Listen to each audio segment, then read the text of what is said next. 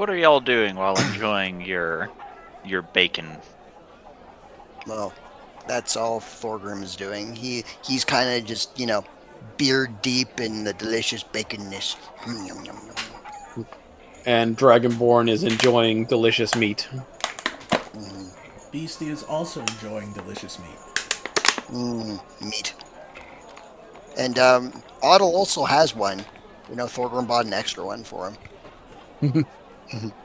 Because I know, because bacon is clearly his favorite thing. No Clearly. kidding. Being a rabbit.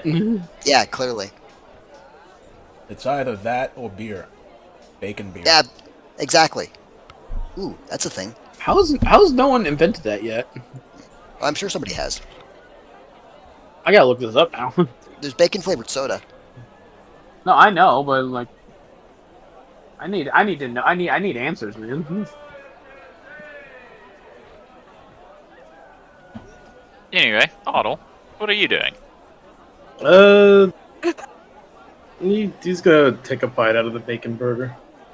Okay, this is your second bite of the bacon witch, which is once again purely made of bacon. I'm gonna look and observe the idiot singularity again. Beastie is just happy eating. However, she is giving words. She is giving Scalodius a glance every now and again, and it seems that she's more happy that the priest is back to his usual self for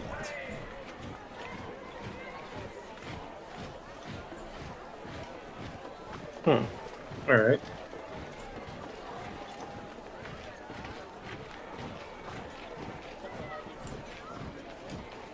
I found it. Check shit posting. Maple bacon coffee porter? Yep. Bacon I coffee found the beer? Yep. The name is what gets me more than anything. Funky boot. I thought that said funky brother. A funky Buddha. Disco Yeah, flavor. Taz's brand of beer. Funky Buddha, Oh. though, that's awesome. That's almost even funnier. But yeah, was Otto doing something, or? He is just watching the idiot singularity presently. Sorry, I got distracted with what I was doing. Yeah, I think we are thoroughly distracted. Okay. Dial in. Beastie, is there something on my face? Yes. Links. What? Are you going to tell me what's on my face? Your face. Nani? Yes, I can confirm your face is indeed on your face. Well, I'd hope so. Pretty sure that's where it's supposed to go. Yeah, well, kind of glad it didn't get melted off because from all this delicious bacon. Ooh, bacon! Nom nom nom nom nom. Ugh.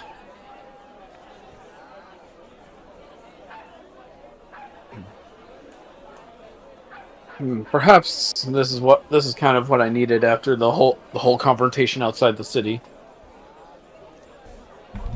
See? Thank you, friend. Beastie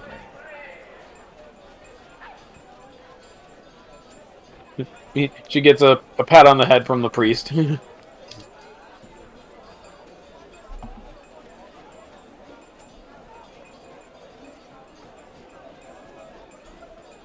Well then, after our delicious meal, what should we do next? Wasn't there something we were supposed to be doing? Dragonborn tilts head, looking up, thinking. Beastie is also looking up and thinking. Thorgrim also does that. I believe we were just supposed to. We had time since everyone else went to sleep, so we were just relaxing and going around the city. Ah. I was really expecting you to remind us of something that we completely forgot about, that we really should have remembered. But so this is kind of a nice change of pace. We're actually right for once. Huh. Shit. Right now, and he'll take another bite of his bacon burger. I believe we're just waiting for word back from the librarian. Oh yeah. Oh yes, that very majestic librarian. Yeah. The dragon obsession has returned. Yeah. Praise be to Lord Draco. The Thorgrim will kind of just stroke his beard a little bit with one hand, eating with the other hand, and just going, Yeah, it's kind of weird. We barely see dragons here, and that's so weird because back home, back in our timeline, well, they're not nearly as rare. I mean, they're rare, but they're not like rare, like here. Your So it's kind of, timeline? well, alternate reality, whatever the fuck you want to call it. The place we're from. A place that was really, really bright. Yeah, that place, Sun Place. Oh, Oh yes, it was quite divine. Indeed, it was. I miss it already. Though, to be fair, the top side is a little bit too bright for my liking. I'm used to caves.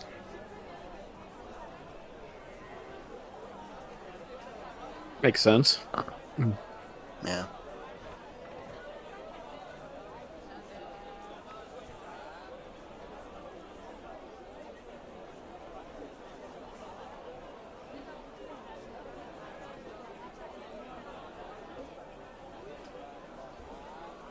Oh shit.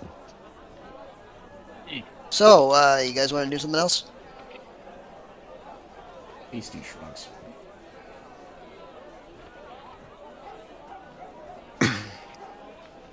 Scalius will also shrug.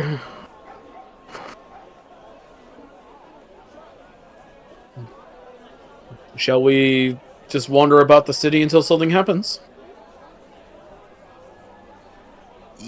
Sure. I mean, yes, we can. unless Otto has a place where he wants to go. At the moment, not that I can think of.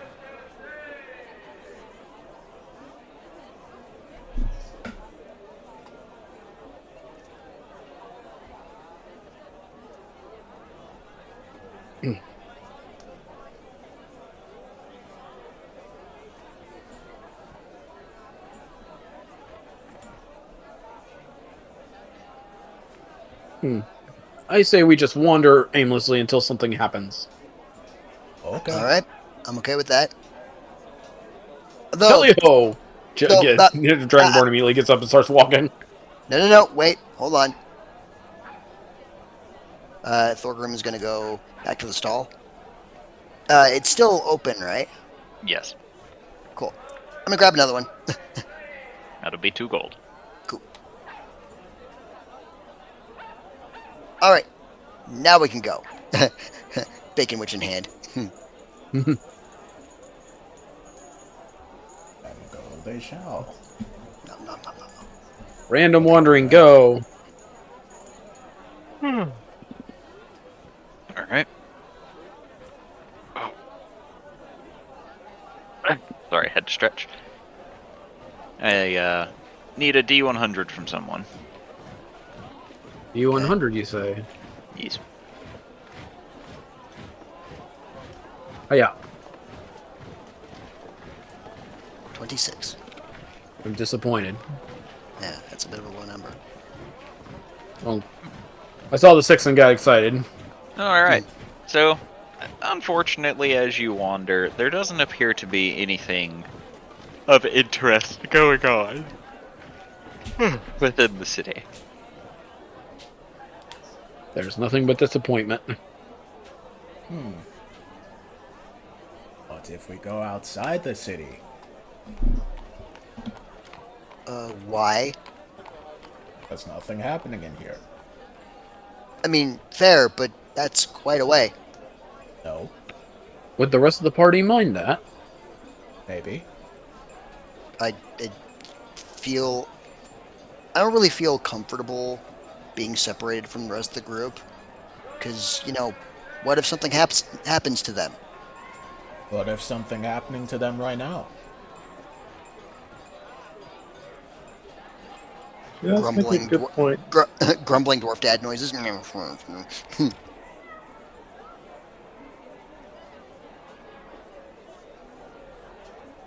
Hmm.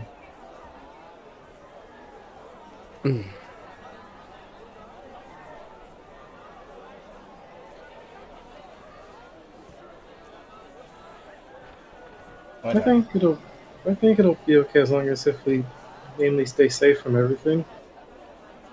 Beastie nods and starts heading towards the gate.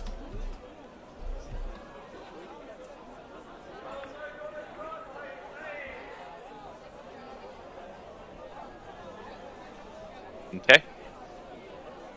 You exit the city, and 2 redeemed gate watchers will look at you as you do. She looks back at them. They will stare at you. Friendly wave from Scolodius. Will then look around. Anything happening out here? I mean, you just stepped outside the gate, so no. She's going to go out and look for some adventure.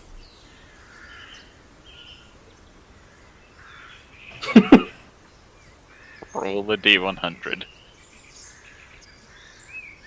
Well then.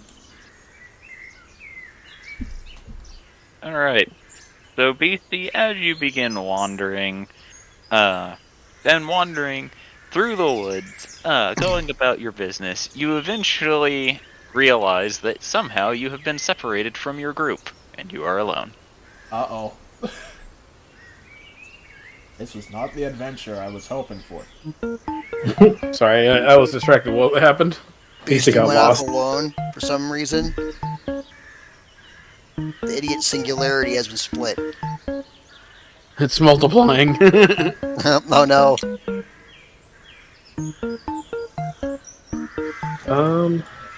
Did you guys see where Beastie went? Scolodius looks around, confused. Wait, where the hell did she go? Wait, huh? Scolodius ends up turning in circles a few times, thinking he's still looking in a different direction.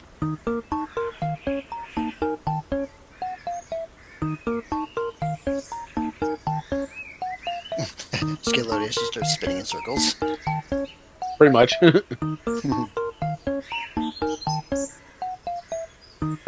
Yeah, I'll try to look around and see if there's any tracks of where Beastie ended up going. Roll survival. I'm gonna help him. Are you better at it, or well, I guess it doesn't matter now. I don't think so. What's your I survival have a score? 2. You have a 2? I think I also have a 2. Oh, all right. Yeah, I have a 2, so it doesn't really matter. Oh, well, there we go. Yeah. 2 and 2 make... You do, in fact, see what you recognize as beastie tracks heading off in a random direction.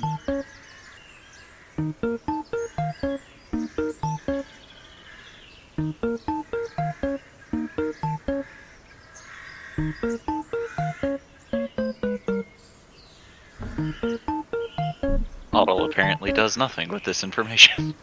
Sorry, I was like looking at something. Registry. What are you talking about?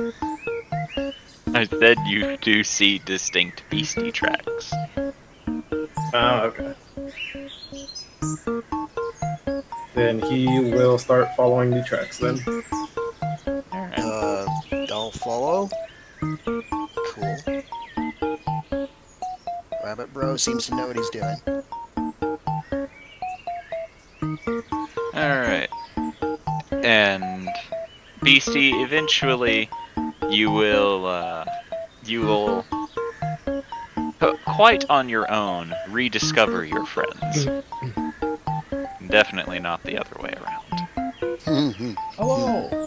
Where did you go? Where did you go? Where did I go? You're right here. Oh. Right where?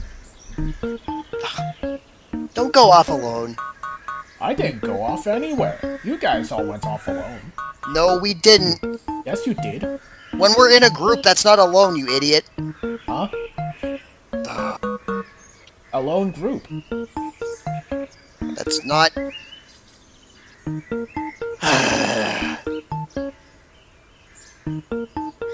I think we should just go back to the inn. Let's convene with the others. There's clearly nothing else here. In Yeah, where? probably. The place where we're sleeping. Oh, okay. Come on. Thorgrim will start stomping off kind of angrily to the back to where we're staying. Please don't walk alone. Louise shall follow.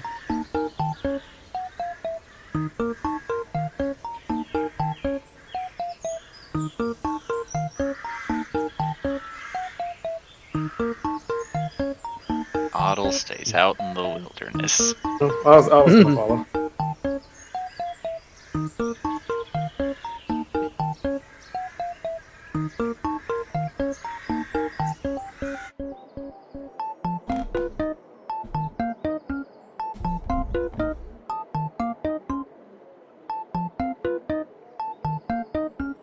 Oh shit, where'd they go? Where'd who go? These guys and her.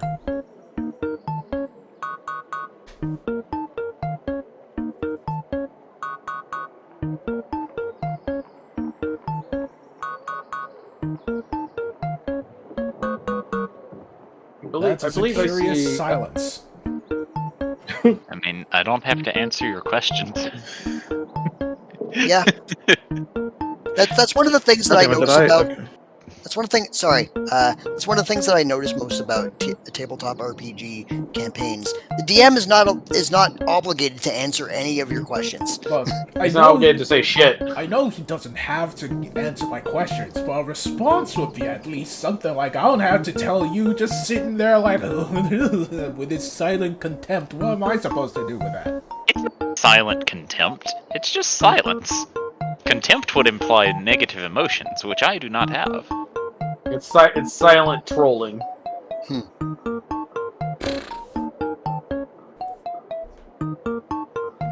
You simply asked a question that I do not have to give an answer to, and thus I did not.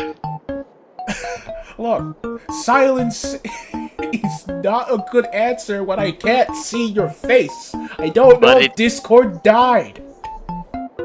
But it is an answer I can give. Don't So- give me silence as an answer, Jor! Mom and Dad are fighting again. Yeah, help. Yeah. So anyway, you guys make it back to the inn with no issue. Sweet. PC is gonna walk over to Elvie. Elf, Yes, Goblin? we found a wonderful magical place that sells bacon. Ah, I see. The purveyors of food and promise have procured a item so profoundly powerful that they've managed to put bacon on top of bacon to make double bacon. No, Is that correct? bacon in bacon. Surrounded by more bacon. And covered in bacon. Elvie looks to the pile of bacon in Thorgrim's hands and goes, well, that is simultaneously the most and least imaginative thing I've ever seen in my life. Yes. Isn't it beautiful? I suppose each of us have varying degrees and definitions of beauty, but I just imagine she's got those anime, like sweat drop behind her, while the two barbarians have like shiny eyes looking at the bacon still. oh no. She's got the face. You know the face where you can only see like their eyes and the rest is like completely like shaded out. The blank, the blank look. The blank but also kind of intimidating look. I see. Well, did you find any information or come across anything interesting other than your bacon, topped bacon? No. You were supposed to look for information? No, but if you had come across anything interesting, it would have been valuable to hear. But Beastie if you, gasps. what? And Unfortunately. she just folds her arms and says, "My dearest Elviro Gloomhollow, you say that as if the bacon within the bacon is not one of the greatest discoveries made by mankind within the past century. Surely, by looking upon this seemingly Ouroboros of bacon, you can see that the artisans that crafted it were clearly working at a level of craft which is simply beyond your comprehension if you are looking to it with such disdain," she says in Goblin. Yeah, and it looks tasty too. You can't speak Goblin, Scalodius. He doesn't know what he doesn't. He has no idea what she said, even if she said it in common. He just agreed anyway. LV just looks down at, Beastie as she clearly speaks in her native tongue and seems to do so in a way that is kind of like her equivalent, that she would normally speak, and then just sort of tilts her head and says, I really wish I understood exactly what knowledge you had just portrayed. Beastie humps. Me learn your language, but you not learn mine. Ha! I know. We should rectify that. Yeah. Me very big smarts in my language. I mean, you know big words, I'll give you that much, Obi said. Oh yeah? She says while squinting. Yeah. Pass Yeah. me I'm smarter in my language. I don't think that's how that works. Of course you know the goblin language. No, actually, I don't. Is it a magical means then? Yeah, it's this nifty spell called tongues. You should really learn it. Yes, I should. It is on my list of things to learn. Oh, these two will walk over. So test me. On Test what? me. Anything. You choose. Okay. What's the third level spell? What's the third level spell that conjures a ball of fire that you can hurl at your enemies? Oh, that's an easy one. Oh, that's Fireball, pretty easy. she says in Goblin. Alright. Why did she just say booyog? Booyag! Fire fwee. Alright. Good. Booyog mean? Good. Glad to see we understand something. If you eat something and it has negative effects on you, what's that referred to as? Poisonous. Okay. What has 3 legs in the day, 8 legs in the at noon, and 5 legs at night? Man. Wrong. What?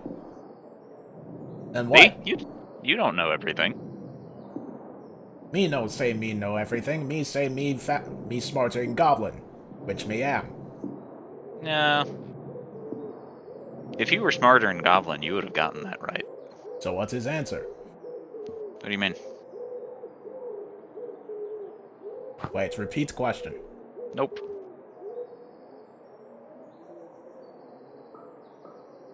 She huffs.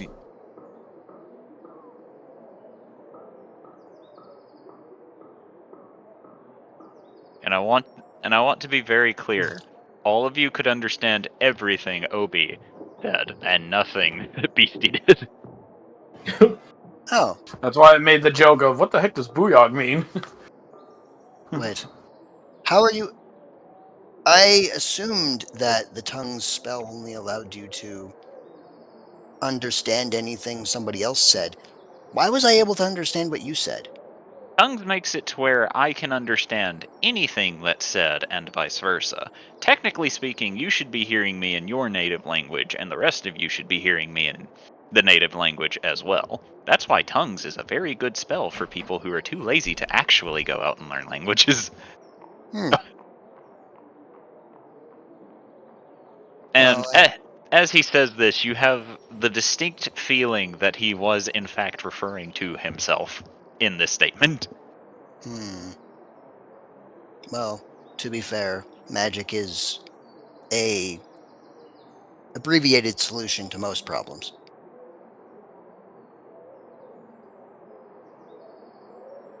Yeah. And then of course there are the people who are are even lazier than that, and they only learn comprehend languages and they don't go and actually learn tongues like a proper magic user. Well, if you're only in the first level of power, then you can't learn tongues because it is too high level for you. But if you are able to pursue your studies further, then you would be able to learn the far superior version. Yes, but I know some people who haven't been doing that. Ah, I see. That is unfortunate. Well, suddenly I feel very called out all of a sudden. I feel attacked and seen at the same time. Yeah, especially as I'm looking at the tongues and then seeing it's a 3rd level spell. Fuck me. Indeed. I didn't even know that spell existed. How did I miss it on the sorcerer's spell list? What the hell happened?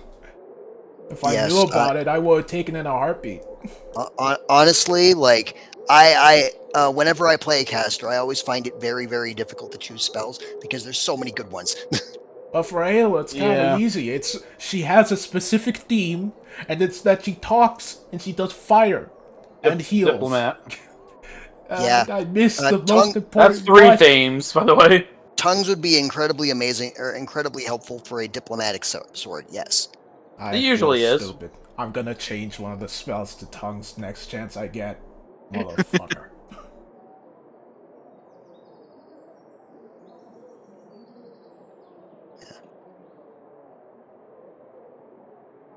Anyway, Daisy looks annoyed at first. Then she's gonna go over to... Wait, no, she fought already today. Hmm. Princess. He turns around and looks to you and says, "Yes." She says in Goblin, I challenge thee to a duel. She smiles before saying, "I'm afraid I must postpone this challenge. I already have plans for the evening." Very well. Tomorrow. We shall duel upon the morrow. Are you not dueling that one?" she says, pointing way across the building towards the drow. She keeps saying no. She agreed to fight you on the morrow, though. Oh, she did. Yes, I forgot. Thanks for reminding me. you're welcome. I guess we'll fight later. Joe will trot off.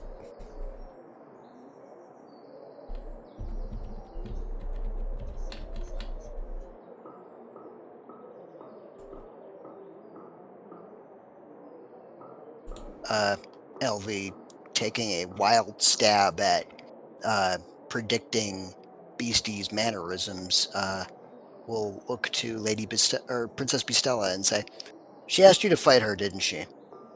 She asked to spar, yes. Ah, I see. Unfortunately, I already have plans for the evening, so I was not able to. Ah, I'm sure she would be quite disappointed. A shame, but understandably, you must have many duties to attend to, whether or not you are within your homeland or not. No, it's simply spending time with my husband. I mean, that is the most important duty of all, is it not? I suppose so. Well, I wish you and your husband a wonderful day. He smiles and nods.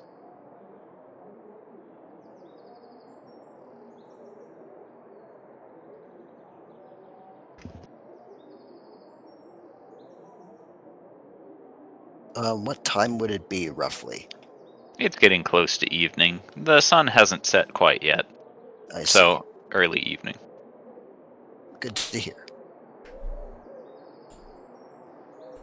Hmm.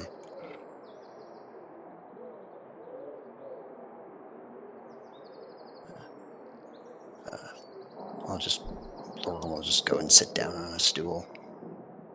Look at the goose, apparently still on the stool, and just go, "You having fun talking to Rocky?" The goose, which is currently seated, just looks at you and just stares for a minute. It does not honk. Oh, quiet one, huh?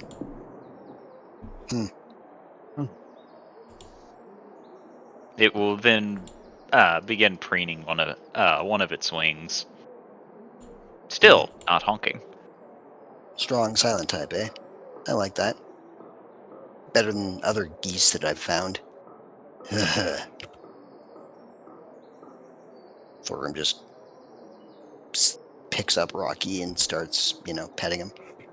Ribbit. Yeah, missed you too, bud. Ribbit.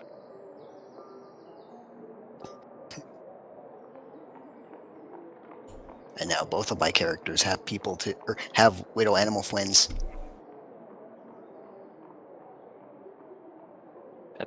At this rate, all of you seem to begin gathering them, because Elvi has one, Thorgrim has one, Adelsar Day has one, fucking Ottel has one. Oh, Otto made his. Don't care, still Don't look at counts. me. Don't look at me. I hadn't done shit. Get on it, jeez. No. Fine.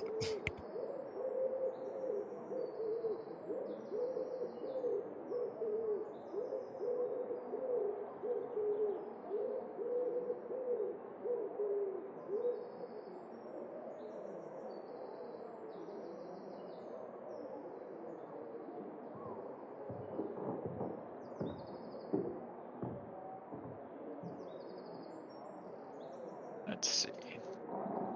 So, what do you all want to do with the remainder of your time before night falls? Huddle is gonna keep tinkering, but he's actually gonna change up his tinkering and try to. I should be able to do it with this gun, but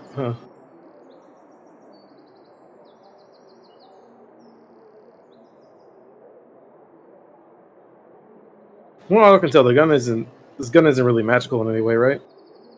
Not as far as you can tell. Okay. Just seems like a regular old mundane thing.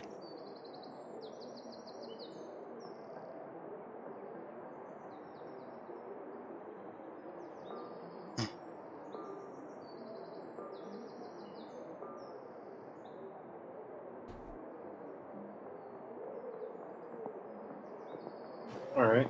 He is going to.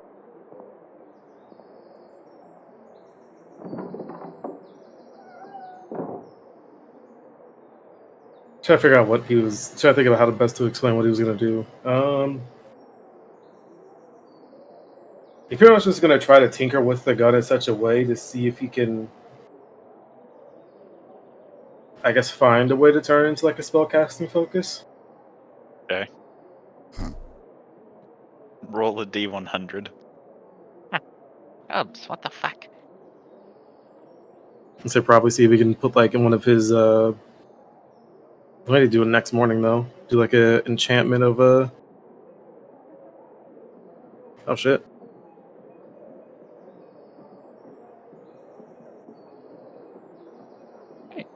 So you begin working with it, and you infuse it with some magical capabilities, and you're fairly certain you have it to where it can theoretically be used as a spellcasting focus. Theoretically. Huh. Okay.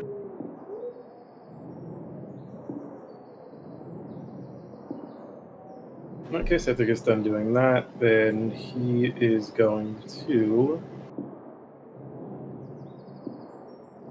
actually follow advice and actually take a break. Okay.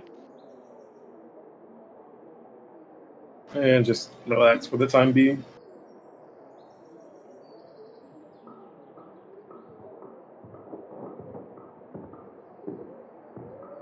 What of the rest of you? Old man snoozing in a chair. Adel is going to try and contact the Lady Flame with the sending. Adel's already in bed. I mean, she's asleep. She's just depressed. Okay, so, what do you say? Hello, ma'am, Lady of Flame.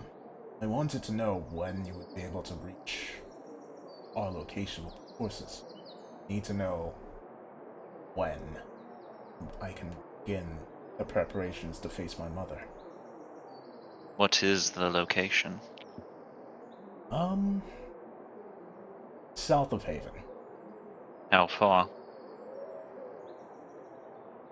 5 miles. Very well. When will you get there? When do you need me? I'll get back to you. Very well. And she's gonna send a sending to Zardak. Hey, Zardak, when do you think What? when do you think your forces will arrive to help me against Mother? Not for a while, since we have to march across a continent.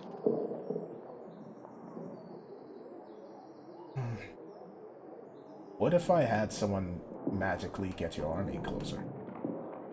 If you know somebody that is that powerful and is that powerful magically, it would be a curiosity as to who. Yes. If he's able to help, will you allow it?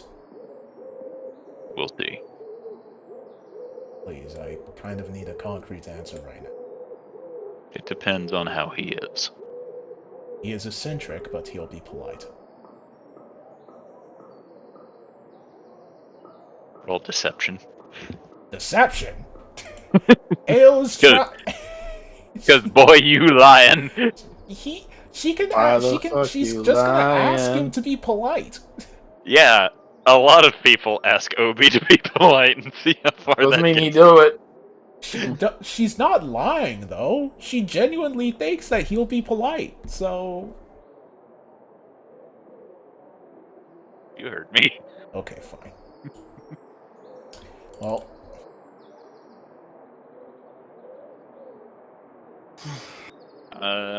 Somehow I highly doubt he will be polite. I'm going to. Okay. Please. Why the fuck you lying? I will determine based on my interaction with whomever it is. Okay. Thanks.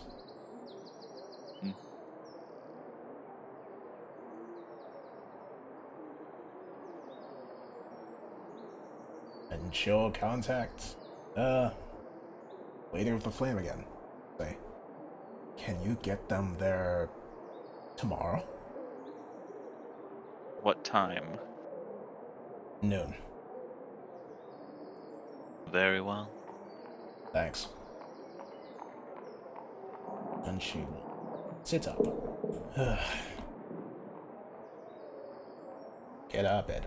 I am for the door.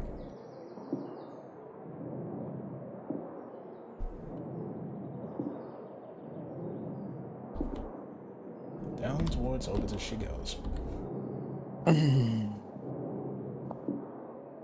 Dad.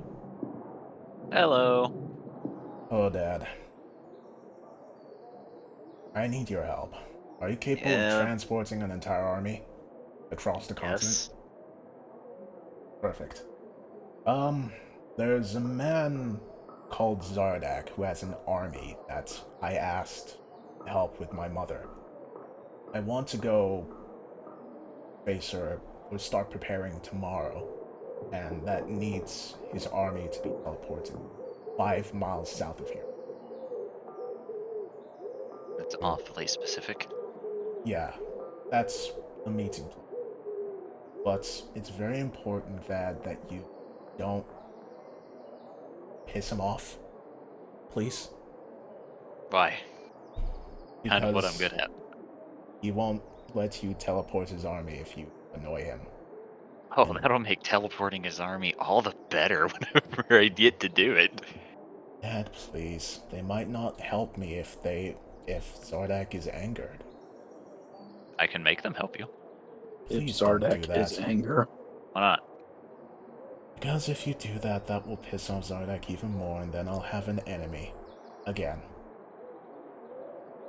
You are no fun. Wonder if you know. Never mind. Oh, thank you for helping, Dad. Uh-huh. She'll turn and start going back to her room. I'll sending to Azazel. How many spell slots do you have left? Enough. He thinks there's cheating going on. What cheating? There's no cheating. He literally used no spell slot yesterday, so... or... last week, so he technically has all of his spell slots. Azazel? Yes. I'm gathering an army to help me fight my mother. They'll be convening 5 miles south of Haven, so do not be afraid if they appear there. It is Zardak's forces and forces from the Lady of the Flame, as well as some of the Drow. When are they appearing? Noon tomorrow. I would have appreciated some more forewarning. I am giving you forewarning. More forewarning. Giving me, what, 12 hours in advance? Not particularly helpful. Ooh, I feel that in a personal level. I apologize.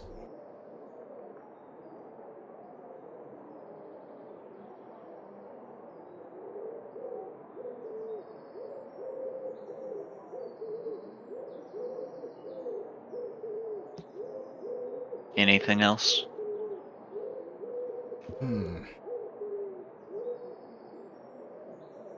No, thank you.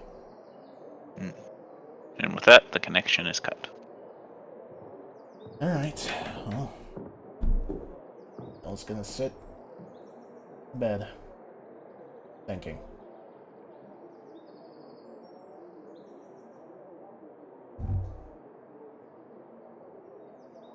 Are you alright, Lady Adelsade? Well, tomorrow we'll begin the long march towards fighting my mother.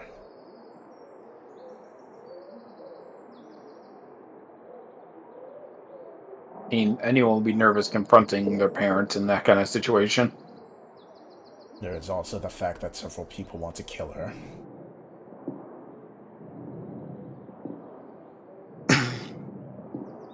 The fact that I don't even know if I'll be able to stop her without killing her.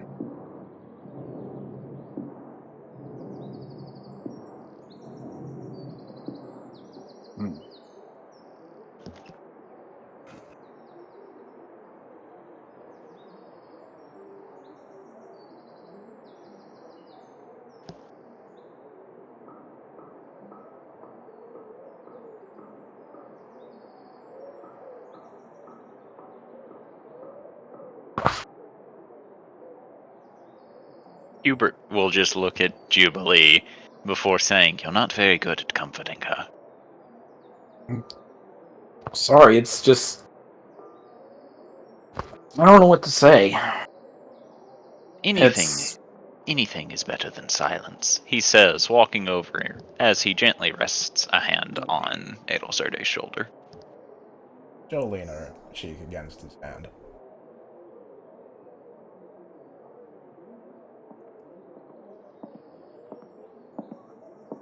Jubilee will just kind of sit on the corner watching, kind of reach out for her hand. She'll take it. Come what may, soon enough, I'll be done with her. I guess done with my home, too. Well, let's not rule that second thing out just yet.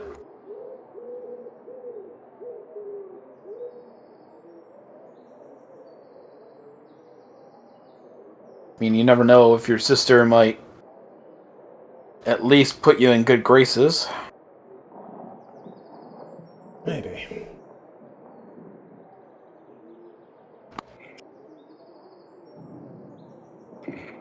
But once that's out of the way, there should be nothing stopping us from dealing with the puppeteer once and for all.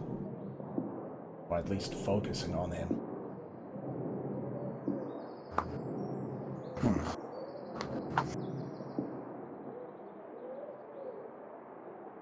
And there's a lot to focus with that.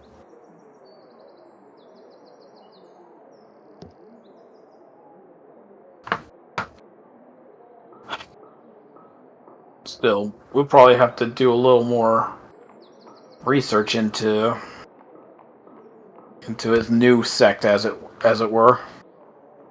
We can focus on that afterwards. Of course.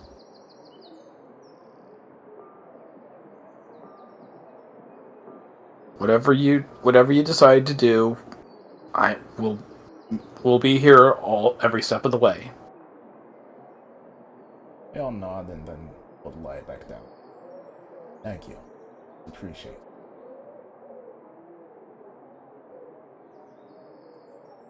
It's the least I can do. Julie will stand up and before going back to the seat she was going to rest in. One more thing, Jubilee. Oh? As my retainer, my mother is going to test you. Be prepared.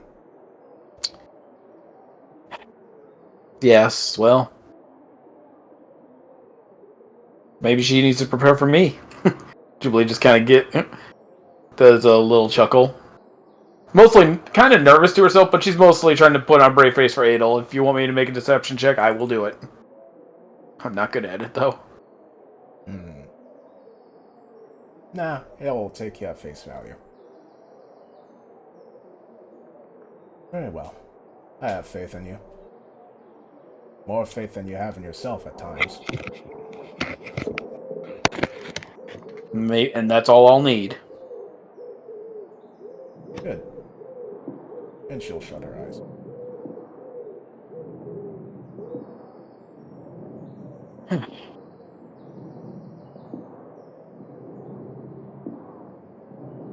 You should get some rest too, Hubert. You got a long day tomorrow. I'll get plenty. You'll just make yourself comfortable in the chair and proceed to close her eyes. Adel's eyes are going to snap open and she promptly sits up. Yes. The Templars' forces listened to me. Correct. They were willing to stop to not attack a goblin nest just because I asked them. Correct. And the Lady of the Flame really likes me for some reason. Correct. I'm going to make a blood elemental army. An interesting choice. He nods and then lays back down.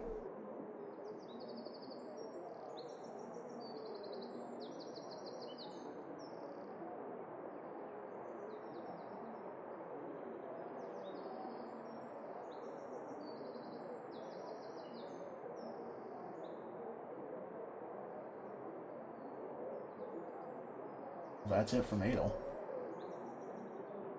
Okay.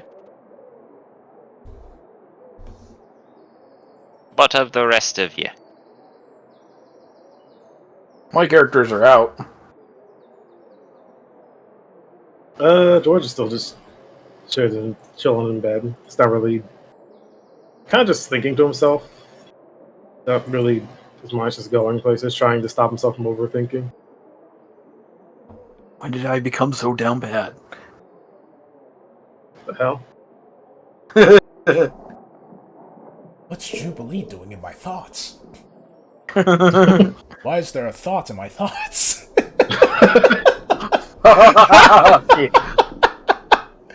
You motherfucker.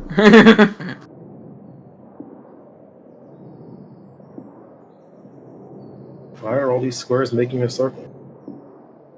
Oh yeah. BC's gonna kick open George's door. George will sit up from where he was at. George, did you have the door locked? I personally don't know. This will determine if she needs to roll in athletics or not to try and kick open your door. Who now? What? Oh, beastie. I'm gonna make a roll to determine it, if that's okay. Yeah, I locked it. Alright, Beastie, roll athletics. Oh, you already did. Yeah, that'll, Okay, so George, you hear the lock on your door shatter. Beastie kicks open the door. George will sit up from his bed and immediately summon out his sword. He's still lock in and nod approvingly at this response. Yes, George. Beastie. I had to think. You had a think? Yes. What do you mean by that? She folded her arms while grinning. You are a man now. You have defeated mortal enemy and you are wooing a woman.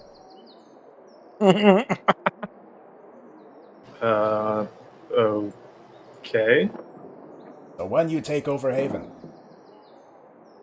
That's not how that works. why? Because my family doesn't rule Haven.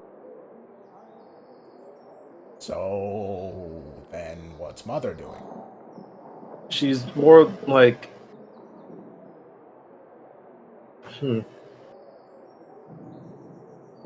she's more like the head of a council. She nods. Then join council. I don't think that would be a good idea. Why? I just don't think it would be a good idea. Beastie shakes. He is lying. Or I don't know if you'd be able to tell if he's lying, but I will make a roll. Alright, let's see if Beastie sees through it. Damn, beat a 21. Oh my god. He did not. Beastie. George's voices or George's charisma is going down apparently after trying to woo a woman.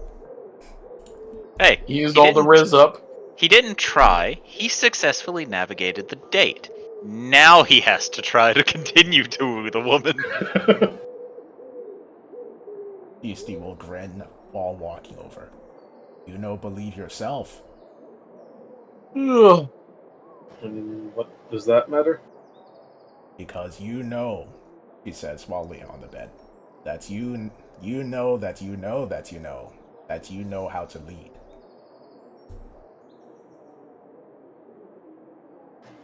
What? The fuck are you talking about? That's you, good leader. You remind me of Zardak.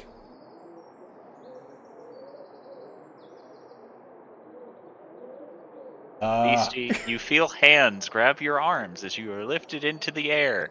As two redeemed go, you are under arrest for destruction of private property. How Like, George will look and say, "How much is the fine?" 200 gold. wait, we have money. As he's following along, he'll just Oh, she really behind him, he'll just yell, "Thorgrim!" Luckily, Thorgrim is still in the common area. Why did you lock your door? Why Or wouldn't Grim. you psychopath? Ah! Me Or don't know Grim. me broke anything! And she'll kick her legs wildly. Oh yeah, Matt's currently burned. Oh no! Ah, Guess Old who's man going is to passed George jail will look tonight? to the. George will look into the redeemed and say, "Our friend who's currently locked into staring at down a frog has the money for the fine." Can he produce it? Can he produce it currently? Once he's done staring at the frog, yes. Then it is not currently. Wait, Oh, dwarf! Wake up! Dwarf! And she'll look to the team. What if I pay the fine with other things, but not money? Unfortunately, we only wish gold, for that is what we give to the needy. You can give things to the needy that they might need. Actually, a fair point. Explain. The goblin has outsmarted them. She thinks. Gold is used to buy things. But if you give them things that are bought with gold, then they no need gold. Do you have 200 gold worth of supplies to donate? Beastie is gonna look into her pack. No, you're not. They're holding your arms. Oh. Beastie will look down at her pack and say, me think so. Me can't check because you holding me. Where's your pack? On her back. Then we shall take you to the precinct, where we will do a full search of your belongings to ensure that you are not holding contraband. What? What is Contour's band? You know how means musical anything instruments- illegal? Okay. This can only end well. George is just gonna rub his head and just Thorgrim. Oh my god. Do any of That. He's just gonna look at the group and say, "Do any of you have 200 gold?" I swear the fine went out for 100 gold. What happened? It's based on crime. Yeah, Repeat I thought offender. it was 100 gold first, and then it changed to 200 gold. No, this is the first time this is the first time you've got caught destroying private property. Fair enough. But it's based on what crime you commit. The one that was 100 gold wasn't destruction of private property. God damn it. Of course, Beastie is the first to break the law in Haven. Wait, no, Tauntaun did kill someone, so second, I guess. I think that was still justifiable self-defense. Eh. Oh, Jesus Oh, Christ. thank God, he's back. Phenom, what the hell have you done? Bad, got arrested. bad help. Beastie's Orgrim, gonna can get you- arrested. Thorgrim, can you please give the redeemed 200 gold? Look, I had checked out for the last few minutes. Do I need to pay a bail? Yep. Fine. 200 Correct. gold? 200, yes. Here we go, fine. I'll plunk 200 gold into one of their hands. They will count through the gold before nodding and setting Beastie on the ground. And then looks to you, Thorgrim, and goes, "Your contribution shall be donated to charity." And then they promptly leave the building. Oh, they're not trying to take you this time. Wait, what charity? Oh, okay. Beastie watches them go and brushes herself off. Huh. Thank you. The hell did you do? Kick down the door. and she's gonna Kicked go. open my door. That's breaking and entering. That's illegal. Funnily enough, that isn't what they were charging her for. Destruction of property. Yeah, that's also. I mean, if you kick the door right off its hinges, then yeah. I must very. Wait, that's illegal. So as me was saying, George, you know that you're a good leader. Why you no want to lead? There's a difference between leading troops and leading a whole kingdom. Yes.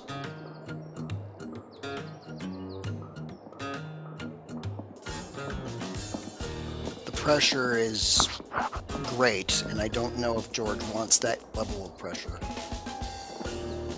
Steve just points to George. He wants it. I'd rather not have it. Another deception thing? No, that's just George being genuine. Okay, then she'll walk off.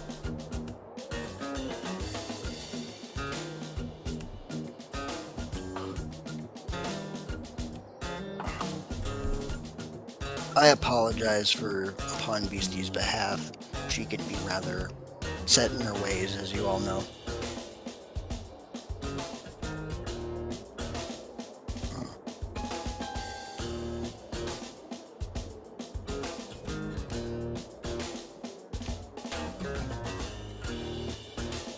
It's no problem.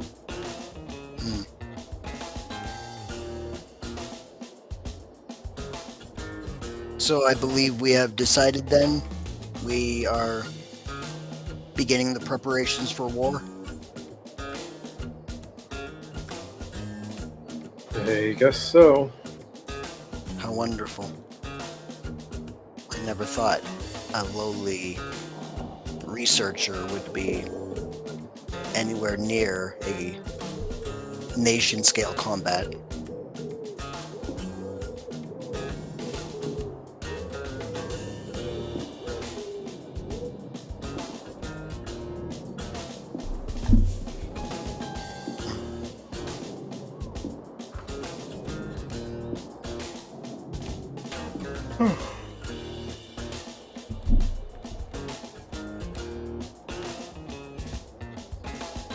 So, are we done for today, or are there other things we must attend to? I am done for the day. Very well. Actually, if that's happening tomorrow, then we're just going to try to think about how much time is going to be. Does George know if they're moving in the morning or later in the evening? I don't believe that was discussed. Yeah, Adel kind of forgot to mention. So does George even know that they're leaving tomorrow? Nope. Oopsie. Well, in that case, he is going to go back to his room.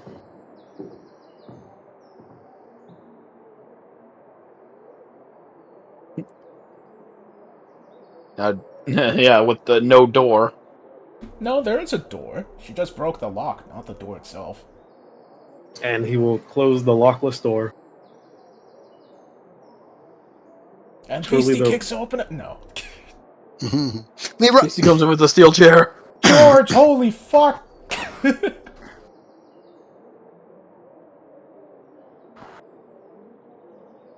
If he's lucky, maybe. Wow. You never know. I mean, he is an Asmir, so... Would indeed be A what? okay. Don't worry about it. The fuck did you just call him? An Asmir? Asimar. I don't think George would appreciate being called an ass smear. Ah. Lol.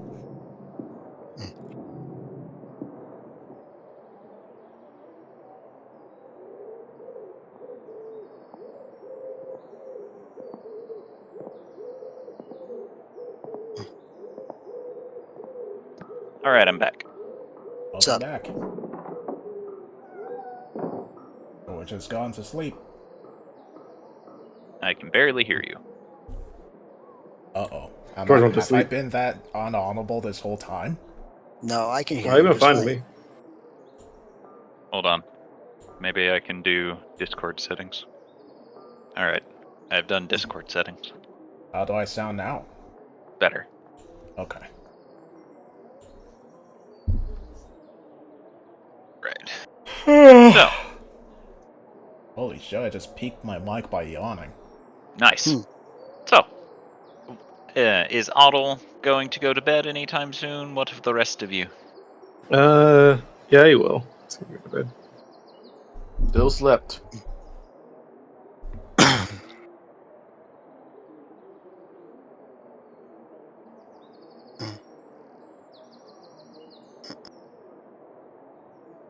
Alright.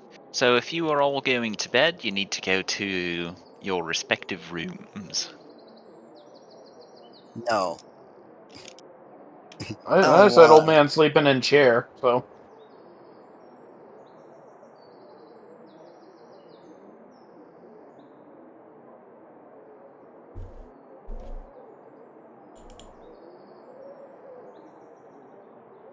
Personally don't remember where my characters were sleeping.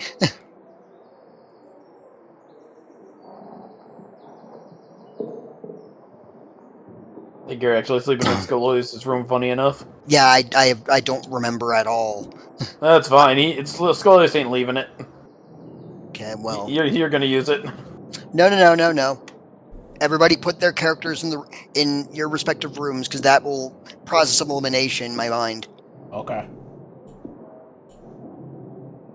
Why is BC in Scolius? Never mind. To cause chaos. Cause me. Yes.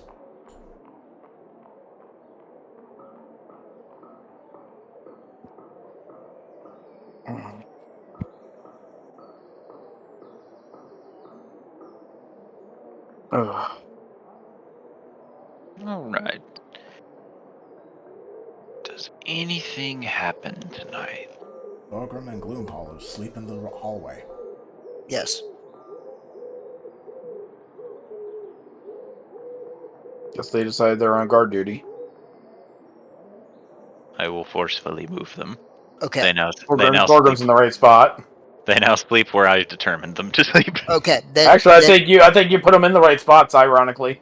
Okay, so here's what I'm gonna do then.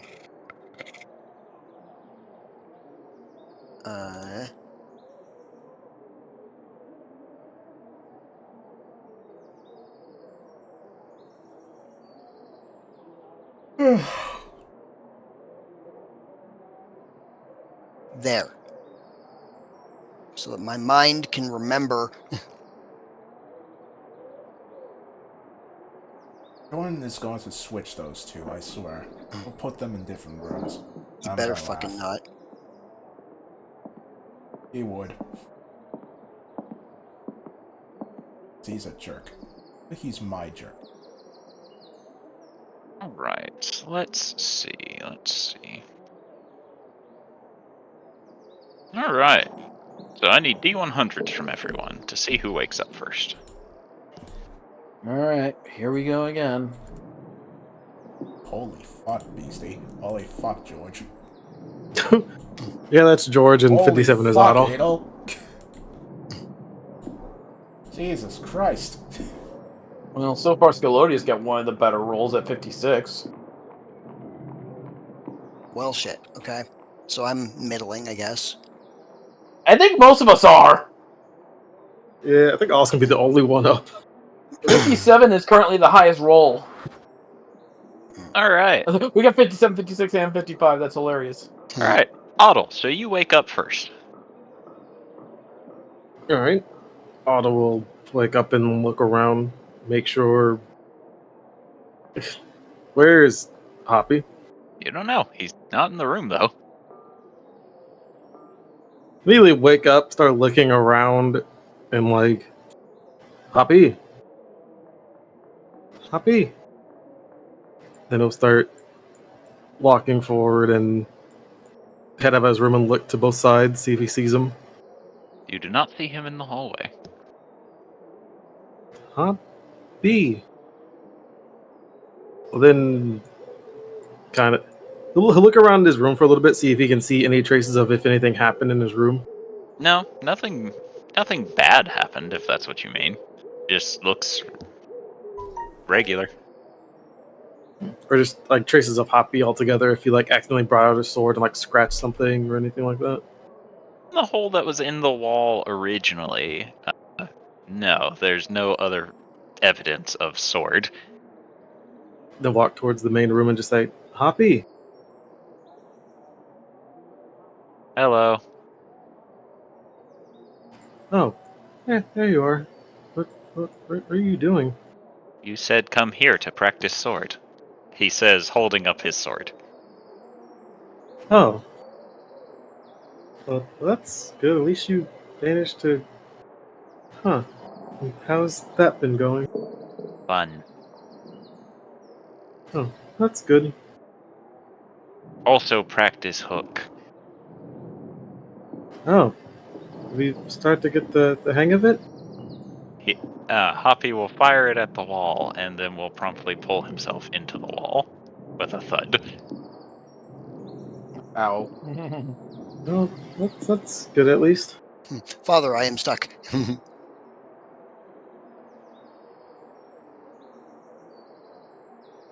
least you've made good progress with it. At least, you feel like you're getting the hang of it? Hoppy will stare at you before going, yes, can hang, and fires it into the ceiling, and will just slowly begin hanging from the ceiling. Huh.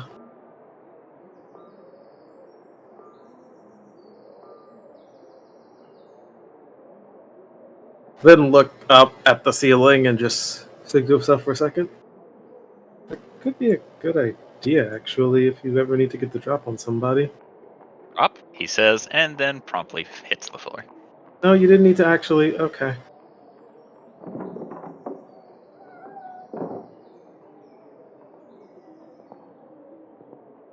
Well, at least you kind of got that down, at least. Like, scratch his head in a way and just,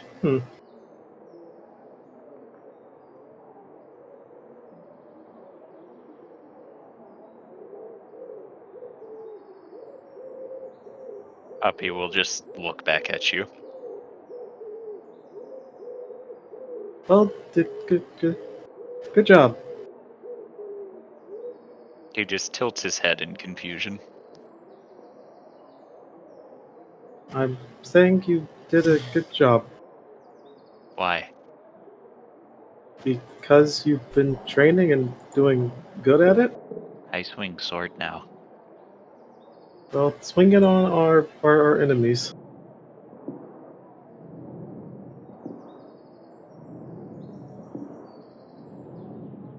Let's see. And it looks like Scalodius is up next.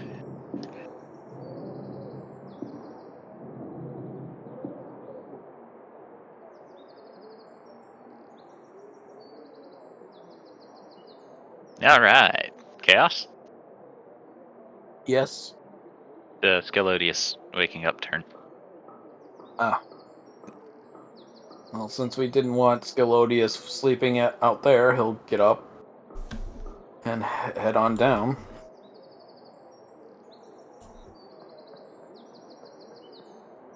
Oh.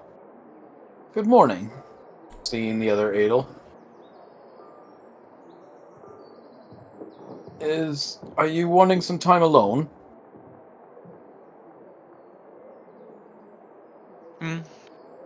He, you see that she's dressed in modest, very modest clothing, very similar to a commoner, as she looks over at you and raises an eyebrow and says, don't think I know you.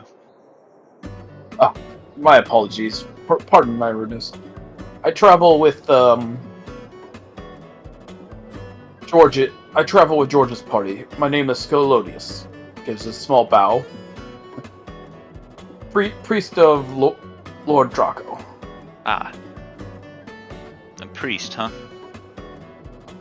Yes, ma'am. What is your god the god of? Lord Draco? A god of dragons, of course. Although not many to be found these days. He still watches over me. And it looks like he's getting ready to go into Not quite a sermon, but more like, long-winded explanation of his lord. He'll just sit there and drink from her cup, not seeming to care. If she doesn't, then he'll go on to explain like the history and certain things about why there's not many dragons and dragonborn, but the glory of them and all that. The usual spiel. Alright. While you're doing that, Elvie, Yes, it's your turn to wake up. excellent. Elvie will indeed do so, waking up with a slight blink of her eyes, and will slowly climb out of her bed. Will look about the room and sort of sigh wistfully to herself, because they have a very long series of days ahead, and will utter a quick prayer to Power, and once the preparation of her spells and abilities have been achieved, she will wander into the common room. As you open your door, you see a small little clockwork something or another, which is something you remember seeing within the halls of the librarian's library. And it holds up a book towards you. Thank you very much, and I will take the book.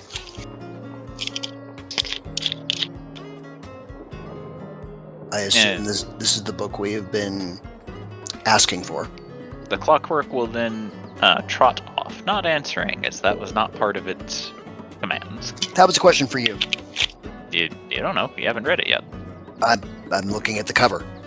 It has no title. Okay. It is a featureless book. Okay. Other nothing, than being very old. Nothing on the bindings, nothing on the... It's just a leather-bound book? Yep. And honestly, it looks like it seems like it's amazing that it's being held together at all based on its age. Elvie will gingerly carry it to the desk of her room and will very slowly set it down and begin peering through the pages. As you peer through the pages, you read a story of an elf king who attempted to make dreams reality. In doing so,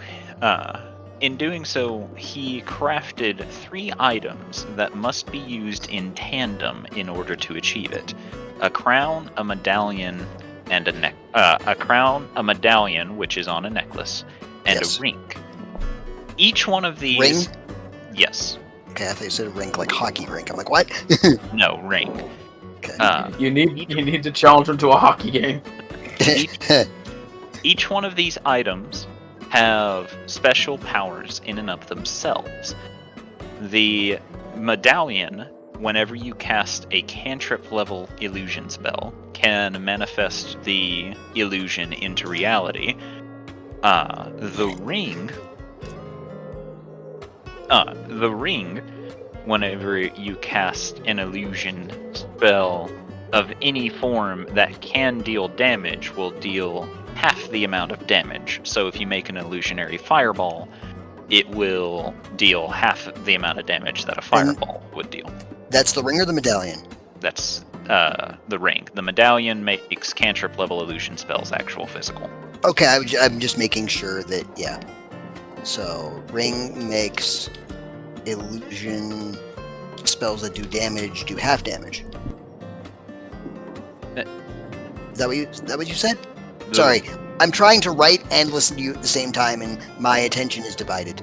So the way that the ring works, if you cast an illusion spell that can theoretically deal damage, Makes illusion spells that do damage. that could theoretically do damage. Yeah. So an example would be conjuring a sword as an illusion. It will deal half damage as it briefly becomes manifest.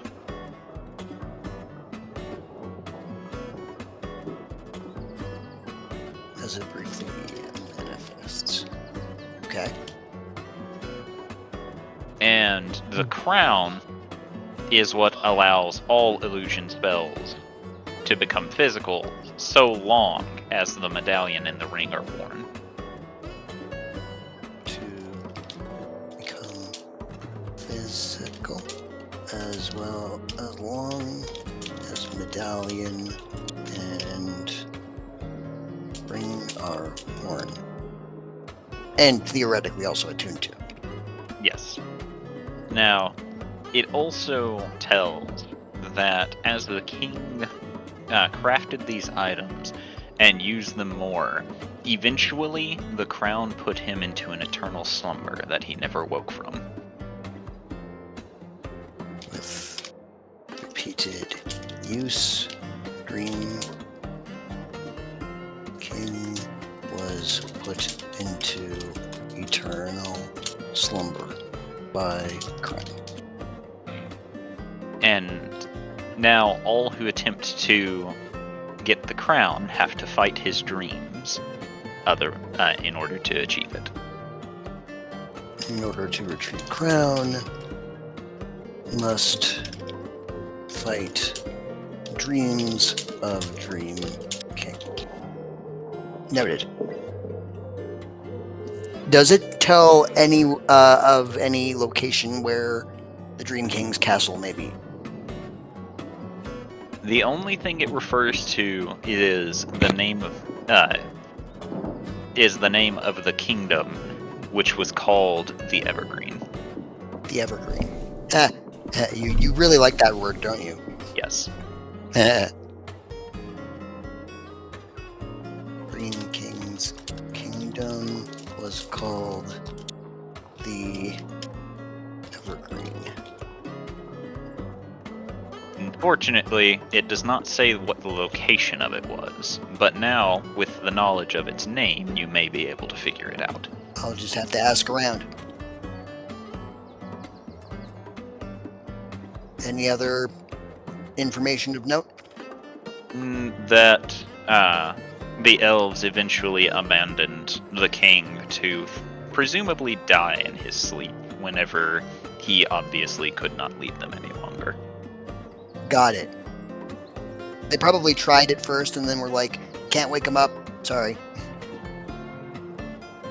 Nah.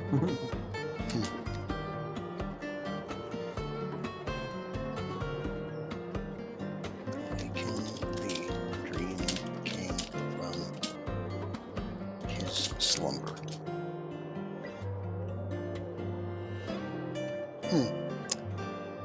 With a renewed purpose and drive, LV will very quietly and very carefully put the book away and will stride to the common area. And will sit down.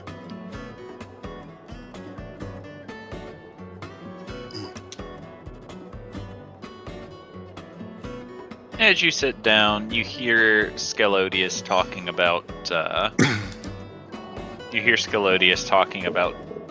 Draco, with Eddie watching on, sipping her coffee, but not seeming bothered one way or the other.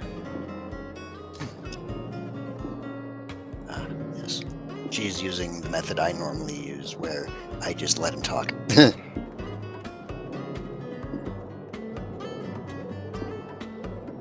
Excellent.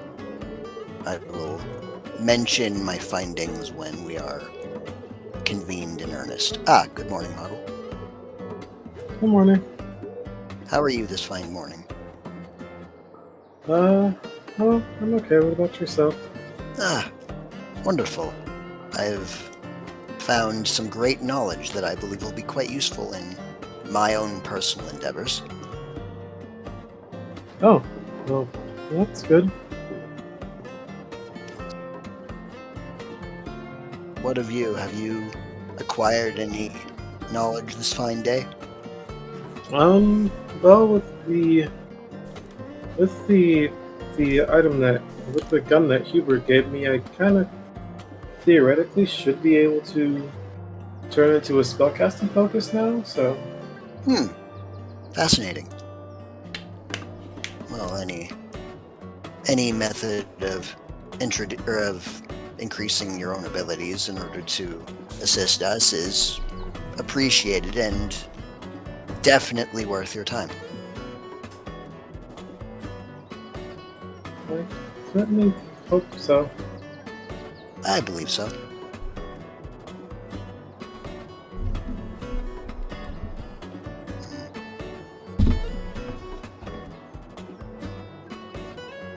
Let's see. I think Thorgrim wakes up now. Oh, cool.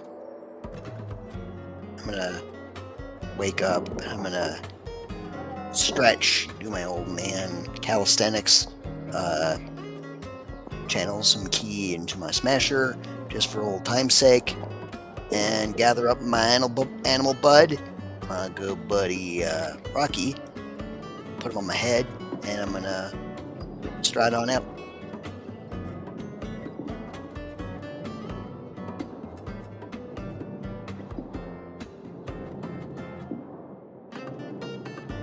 Ribbit. Good morning. How you been? Ribbit. Good to hear, dude. You ready to do some really cool shit today? Ribbit. That's what I thought. Also, these 3 geese are gone, as they were never given. They were never told to do something, so. That purpose has been fulfilled.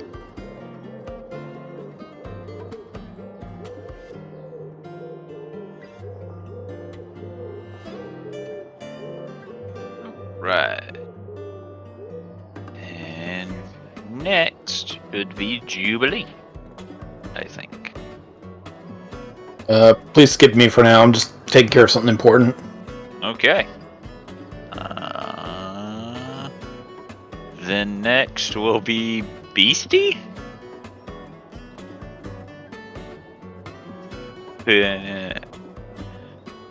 Which is Phenom. Yeah? Yeah, Beastie wakes up. it's your turn. Alright. Gonna walk over.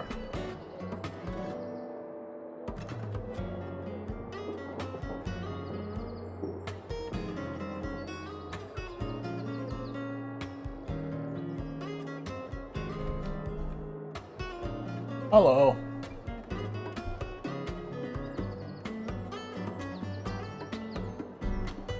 Hey, Beastie.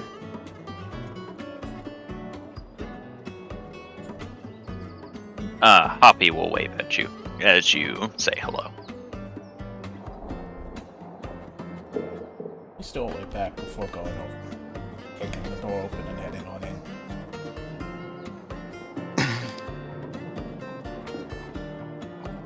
Hey. Hello. She'll look to you and raise an eyebrow and say, yes. It is time. Right. I guess I did. Beastie, you feel 2 hands grab your arm. Wait, what? There's no Open way! another door. But it wasn't locked! No! How did they lock a common area? She didn't even go to sleep in there! Thorgrim? Stop kicking open doors. What the fuck? Oh my god. Ah! 20 gold again? 200 gold, not 20. Right, I couldn't remember if it was one of the two. 200 gold. Yeah, hand it over and pay off the bail again. And after the fine has been paid, the redeemed will go about their business. And as soon as they leave, Thorgrim is gonna just calmly walk over and cuff Beastie in the back of the head. Ah! The fuck are you doing? Stop it. He just opened door. Open it like a normal person. Me am doing it like a normal person. Clearly you're not, because the redeemed are pissed off. They're just mean.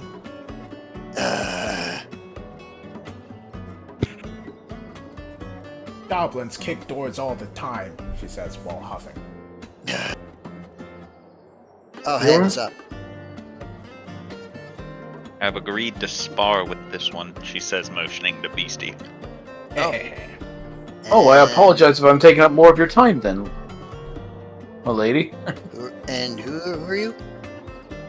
I'm Adel Sarde's sister, she says, following Beastie off the door. Oh, right. Oh, shit. Oh, sorry. Rude.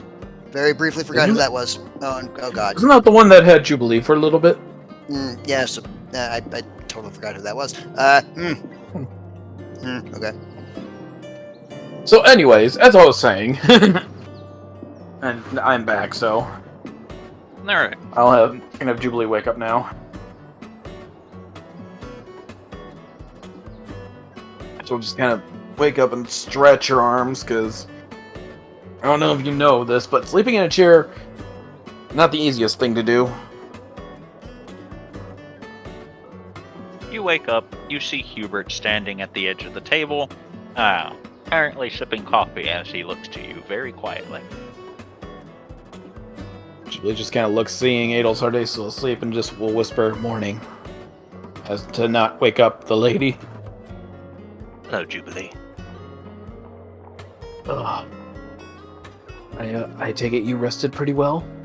I rested as much as I needed to.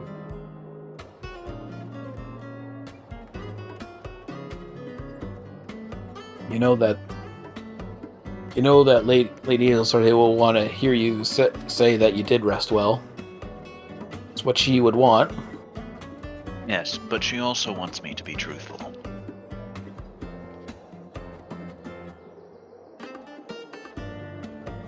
Anything prevent you from resting well? No, I simply rested as much as I needed. Nothing more, nothing less. Well, hopefully when all this business is done with her mother, you'll be able to rest easier. Or rather, once all our business is done with that and the puppeteer.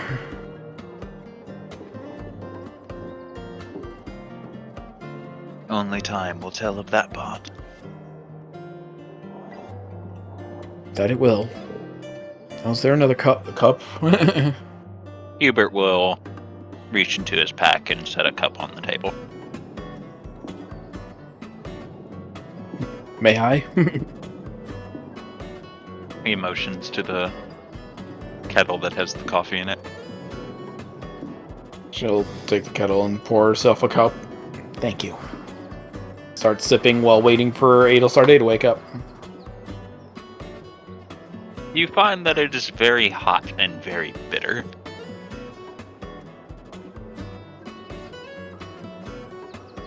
Strong stuff.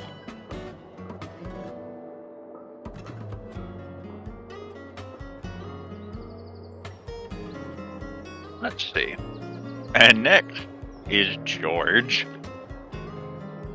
George's eyes are gonna snap open. He's gonna rub his face and just be like, "Oh God." All right, so George, Yeah.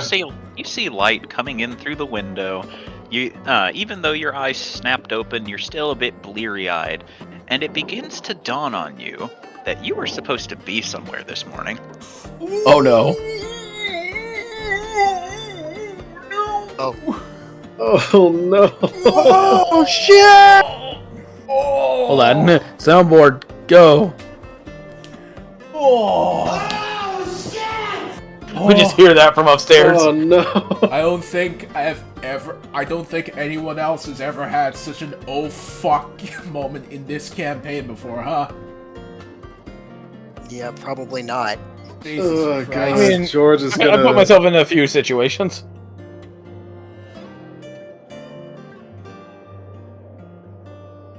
George is going to immediately wake up, get himself ready as quick as he can, and promptly run down to the common area. Roll sleight of hand. Oh no. We'll see how quickly and well you get yourself ready. Some forgot pants. Don't forget your pants, brother.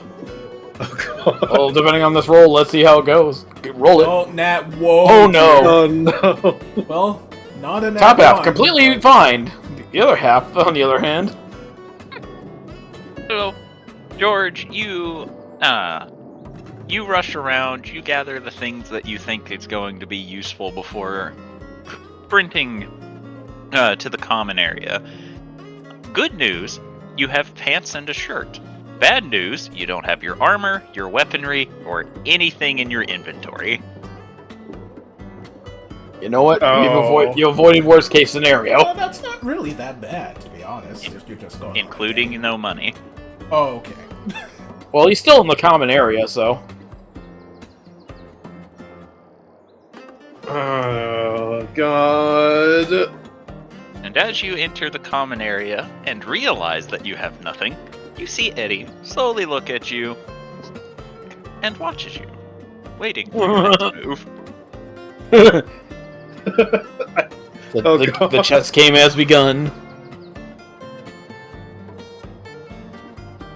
He will look as calm as he can as he steps over and walks over. Good morning, Eddie. And good morning to you as well. Did you sleep well?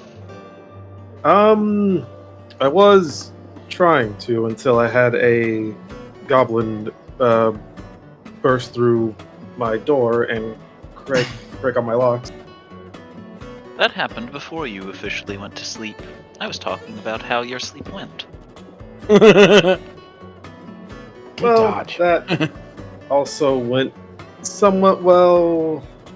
Was going well until I started having thoughts about something me and BC talked about the other night. So It only went somewhat well, she asks, as she stands. Yes, mommy. I mean, ma'am. as well as it could have, I guess.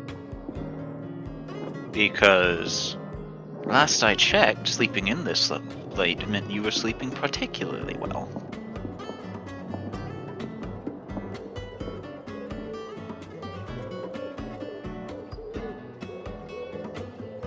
Normally, yes, but like you've witnessed before, I sometimes do have difficulty stopping my mind from thinking all the time, so it sometimes can keep me awake in the middle of the night. Let's see. Are you ready to go? He will check his belongings and will Realize he has none. realize he has nothing and will say, I might be forgetting some things if you don't mind waiting. If not, then we can go. I believe you need to make that choice, don't you? I hate it here. That's out of character. No, you don't. No, you don't. Don't lie to yourself. Yes, then I shall return promptly. He nods He to will this. rush back up to his room. And while he's rushing back up to his room, Adel Sarday, you wake up.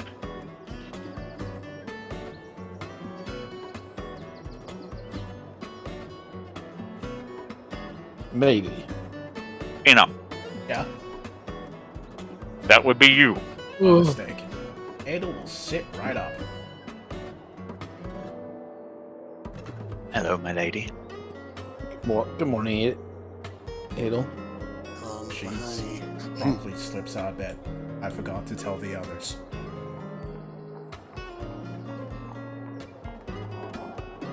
Yeah, that might be an important thing to do.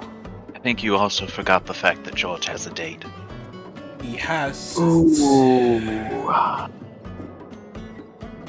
Hell, just pinches the bridge for Well, it's not like we're marching immediately, so maybe he can still do it while we're coordinating everything else. It's fine. They'll be arriving at... She'll check her watch. It is 9 in the morning.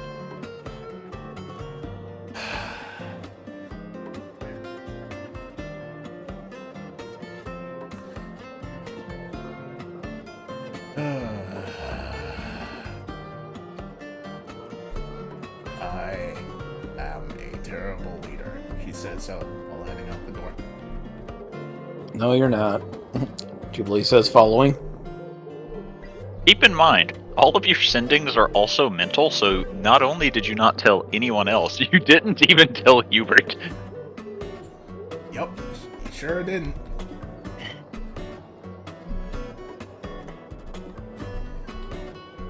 Alright, everyone. I owe you all an apology.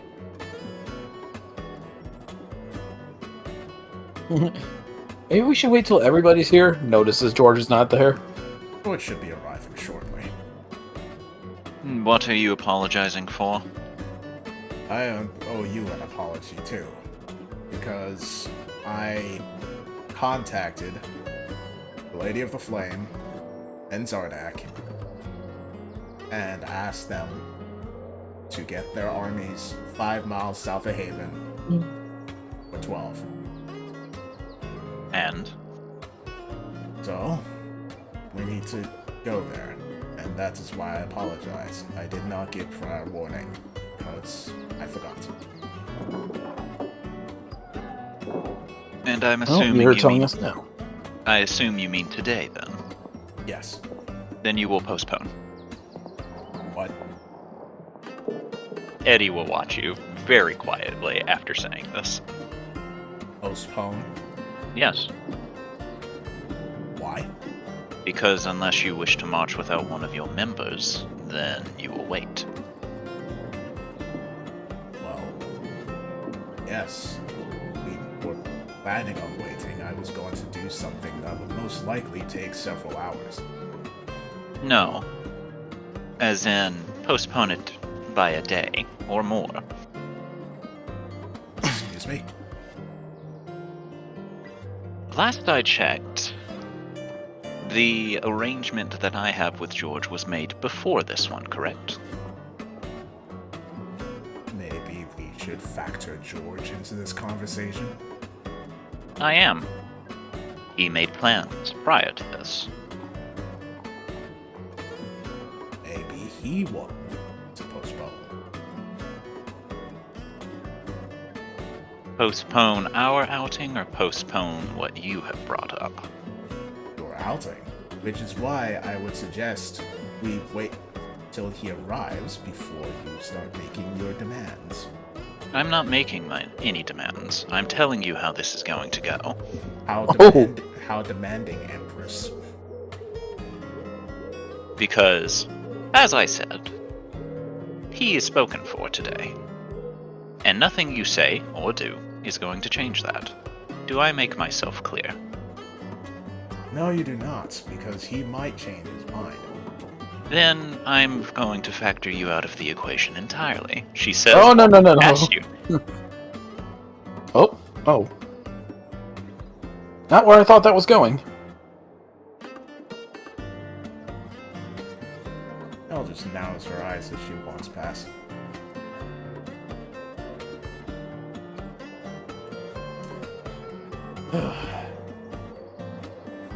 I mean, say the word and one of us will do something. Unnecessary. Just let George know the situation.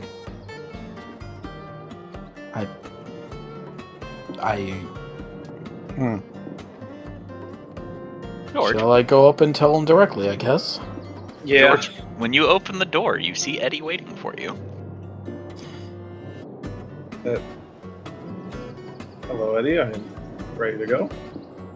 Yes, your compatriot, the one that I believe you all have distinguished as your leader. She has accidentally made plans on the day of this outing.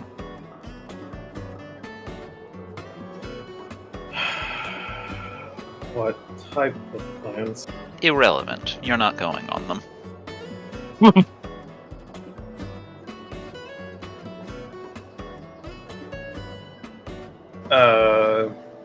Okay.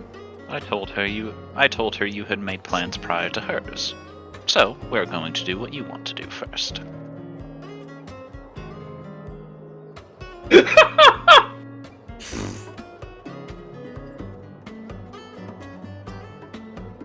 She got her own little dom-dom. George, by the way she says this, you can very clearly tell this is not something that she actually ran by Adel Sarday. This is not a negotiable. Well, And now you have a choice to make. It's not like George is aware of the exact situation, so. Yeah, I'll just say, well, if I had to guess, she probably was wanting everyone to go to see the librarian, so. Oh no, it has something to do with amassing an army to march on her mother. Oh. Around this time, I think Jubilee will walk up. George, I see you're probably getting told already.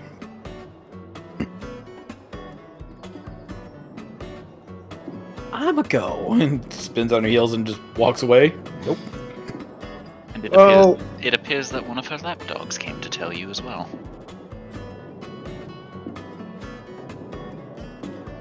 Yeah, I don't think I'm getting through that.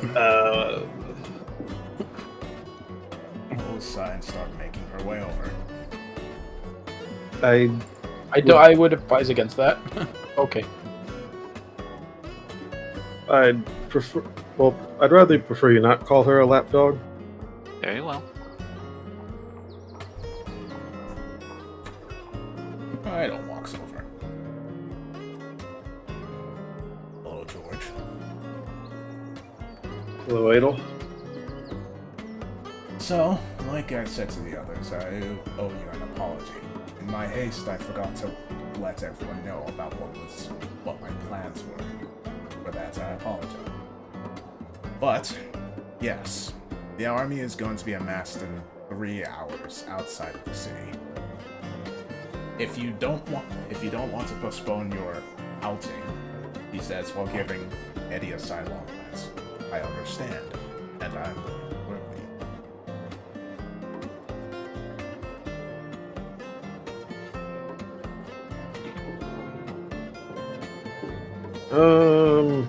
you. George will think to himself for a second.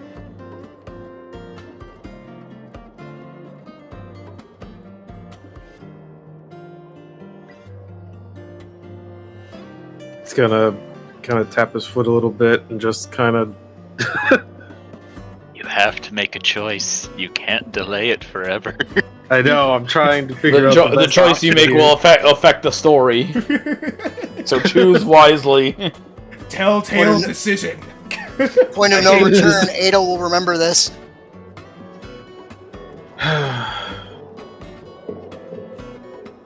He'll then let out a sigh. Adel, do you know if anyone of our members knows, other than yourself, has any type of teleportation scroll? No. He'll kind of glance at you for a minute. You're telling me no one has teleportation magic? No. Well, Oh. he pauses. My father does. I was going to plan on getting you at the points that you were most comfortable.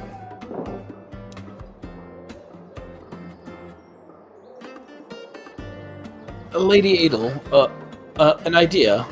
Yes. Since you're the one most paramount to this, and I'm not, I could stay at the tavern while they have their outing, and when George is ready to meet up, I can transport us to you. No teleportation? Dimension door can go pretty far. Not far enough, I'm afraid. It can at least... Windwalk, unfortunately, wouldn't work either, because you might not know where we are. I assume you're not gonna be marching too far away, so we can just catch up. Say that is going to be a pretty big army, so No, I still think my plan would be better, where I send my dad to teleport you back once. Well, after a certain time. Yeah. Ada, with how Yes, your but- dad acts, I feel like your dad would probably be stalking the whole outing. He won't. He's too busy. He would still have enough time to throw in a few japes, and I don't think he needs that right now. If you prefer, then Jubilee can stay. It is your choice. And again, I won't be following your date. I'll be waiting here for you, George. That way, whenever you're ready, we can just go. Then we'll do that. It will not. Very well. I'm glad that we were able to both work together to come up to a solution, rather than just demanding that we get our way, she says while walking along.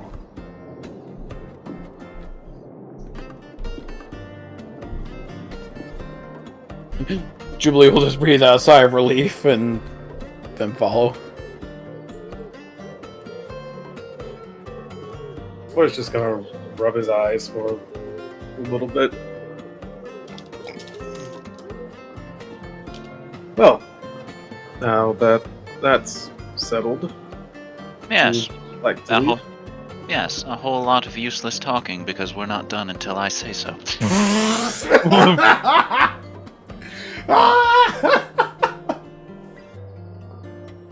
George is gonna You kind of. George, you are Dom in this situation. I suppose so. I've told her it didn't matter if she came and talked to you.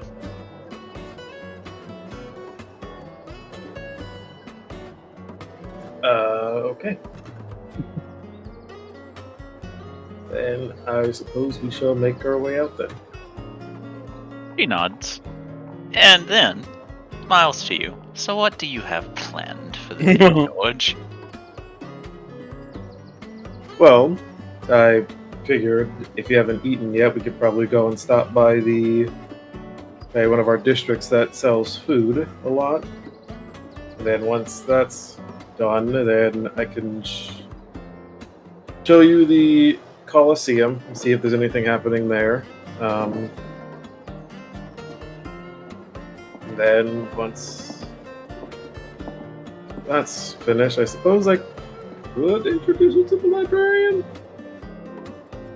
If she's not busy. Lead the way. Alright, then he is going to head over to the district that sells food. Alright. While that goes on, what do the rest of you do? Since it'll take them a while to get there. Hale's going to look around and then we'll just relax. Where's my sister and where's the goblin? Skillois just points outside. I will give you 3 guesses. First 2 don't count.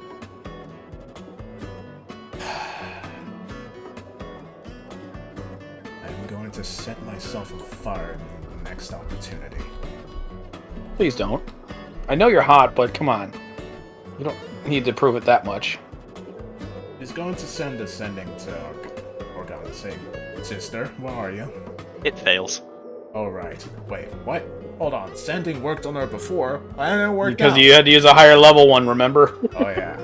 Let's see. What was it again? Not a good idea to do it today. I think just let them have it, Adel. So they can get it out of their system quickly.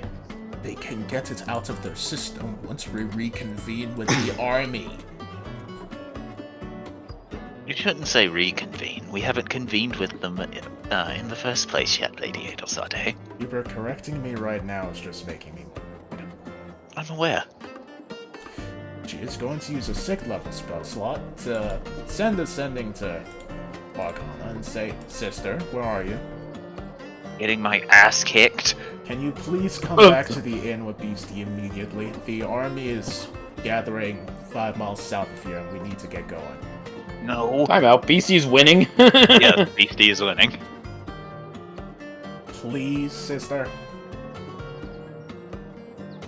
You do not get a reply, as it appears that she needs her focus to fight. Presently. Hale just lets out a very big sigh. Hubert, Yes. please find them and stop their fight and get them back here. Of course, he says, walking away, and almost intentionally lets you see him draw a weapon as he leaves. Hale's just going to take a seat and is going to start rubbing her brow. Jubilee is immediately going to start rubbing her shoulders. Relax, calm, think calm thoughts. But yes, Beastie is winning because Morgana is a 6th level fighter. It's not even close. 6th level? Yes. That's... She's not even that high level. Boy, she's got a lot of bark. Yeah, she took a hell of a licking from Adel before, and... Wow. That was back whenever you were actually roughly the same level as her, but more importantly, she was immune to all of your magic. However, she cannot grow at the same rate that you all can, so she's kind of been left in the dust. What the fuck, Organa? I thought that she was strong. She is strong. She's just not very. Yeah. She's just not very high level. I just like the idea that Adel's like thinking, then it just occurs to her like, wait, BC's winning? Yeah, she's just... Oh like, wait, rubbing- sorry. She's an 8th level fighter now. She There we has done go. a few. She has done a few things to get to higher level, but she's still She did a few push-ups. she's still not able to fight Beastie. Okay. Well, Ayla's going to just watch while bouncing her leg impatiently to see how long it takes Hubert to get back.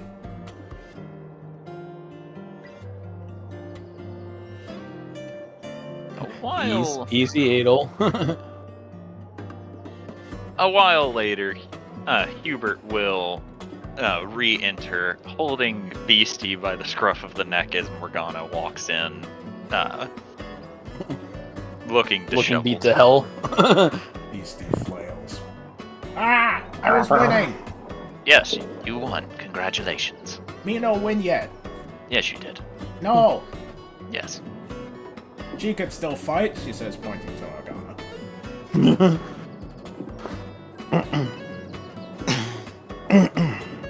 Alright. So now that everyone senses George is here, what time is it? 9:30. Alright, not too bad. Bella's gonna get up. Okay, everyone, let's get going. I just had a thought that I probably should have fucking figured. Jubilee? Which is... Oh, sorry. Which is what? Jay. Does it seem like there's anything off about like Eddie? Because last time he checked, she's very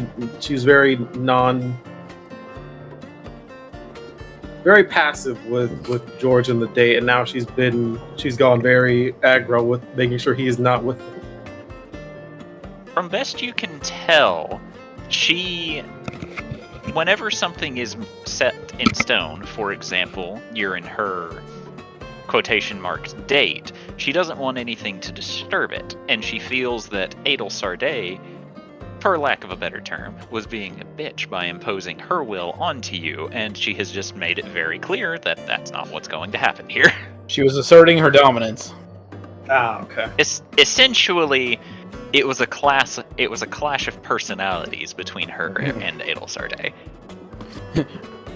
God. Which hopefully for George it will work out in the end. Hopefully. Yeah. She's all lady's all hyped up. She's ready to go. Speaking of your outing, George, I need you to roll a performance check to see how well it's going. Oh no. Damn, I wish I could have given him bardic inspiration. Oh well. You should have started following him. I'm not gonna stalk his date. Oh, Yeah, it's he actually doesn't going need me. somewhat well. You now. take her to the area that has food, and you start off the day with a very nice, if not a little small, but that's okay, breakfast. And the food is actually fresh, it's very good, and it appears that all is going well presently. peers. Don't you just love the way he phrases it just like that? Uh-huh.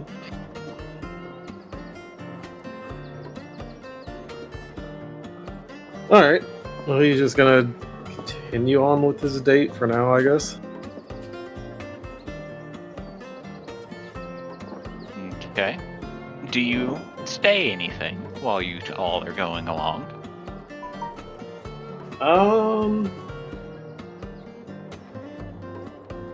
I guess he'll. I need to think about conversational. Seduce him. Seduce me. I said, There Jojo it is. asked, so what made you decide to want to be an adventurer rather than just sticking with royalty? I was never really considered a royal in my bloodline. Drow need to be good at magic, and unfortunately, magic does not flow within my blood. As such, I was actually essentially banished to a wasteland, more or less to die, and I decided that I did not wish to stay there, and began my explorations. Admittedly, that was after Hube attempted to raid my little fort, and I had to defend myself and recruited him. Huh. Well, I at least see. that Yep. worked out well for you. Oh yes, very well so.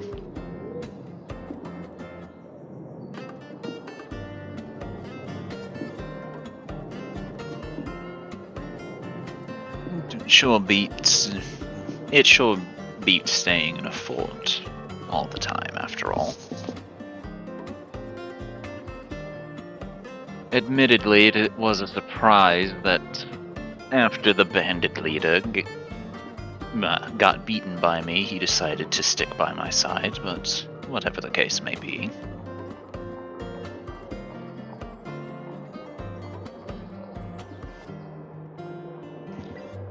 Huh. Well, Yes.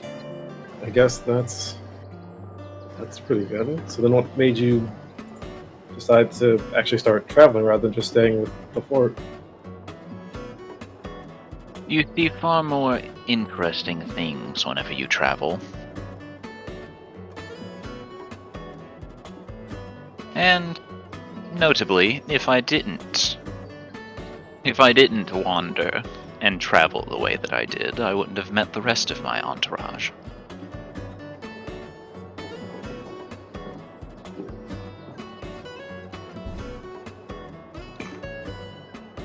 Huh. Well, I guess that makes sense. It was pretty strange how I ended up meeting Beastie and Edo Sarday and all of them. And how is that? I met them during the time when I was actually banished from Haven. Banished? Now, how did you go and manage to do that? I started a cult.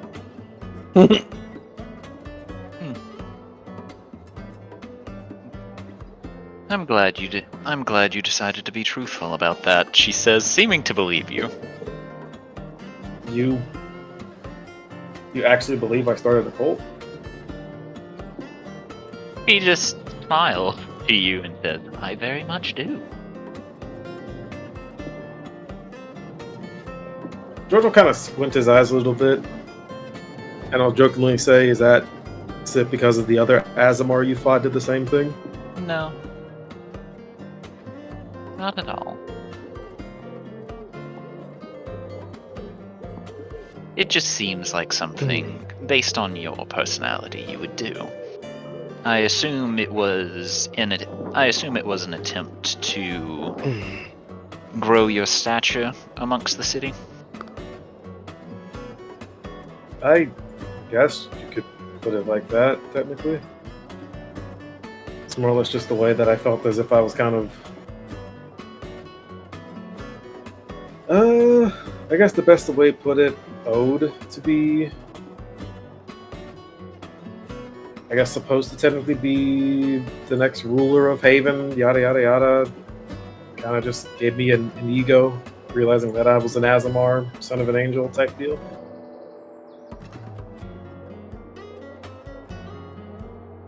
And have you grown past that belief? Oh, definitely, very much so. This isn't. We're not going to talk about it. We're not going to talk about it. I hear it too. Wait, what What happened? did you? What? Nothing. Nothing. This could be between me and Jordan right now. What the fuck? It is hilarious. I will say that much. Bro. They're filthy liars. Anyway, back to what we were doing. What happened? Did I miss something? Have you decided to grow out of bringing cults together? Yeah, it's kind of a lot, and it causes a lot of damage and problems. So I'd rather not. Start cults, I guess. She'll smile a bit to this and say, at least you grew out of it. Yeah, I suppose so.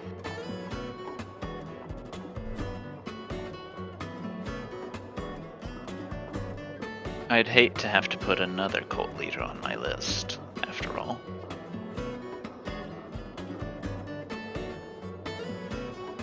So it was the cult leader was the last Azamar? No, I'm not sure what he was, other than very egotistical. Oh.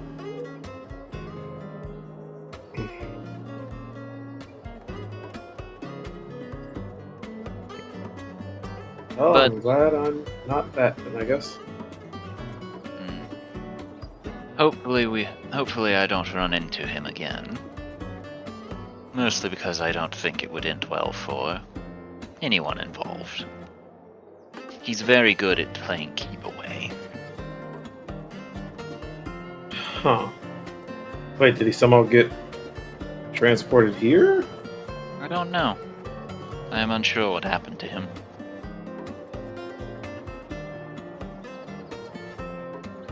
Well, if I see an Azamar that has an ego other than me, I'll let you know. Well, thanks for that.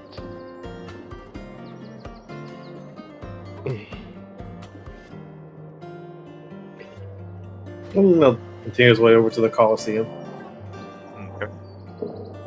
And with that little bit of walking happening, what of the rest of you within the inn? Was going to look a bit annoyed. Oh, we'll calm herself down. Okay, everyone, gather around. Let's get towards the others. Jubilee, good luck. If you can, try and convince the rest of Adol's posse to join you as we head towards the army. Eddie's. Yes, her. I will try my best. Thanks.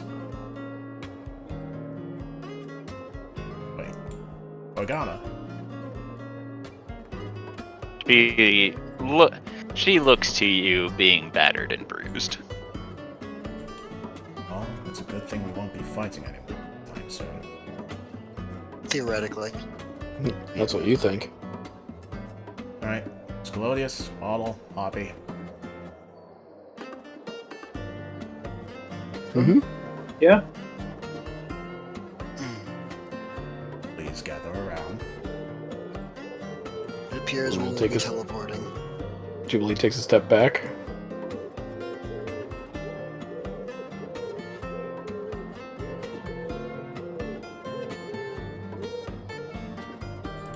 I have noticed that Otto and still not gathered. And I know Jordan. Sorry, I was like, Jordan's Not gonna my- do some shit if he's not there when I teleport.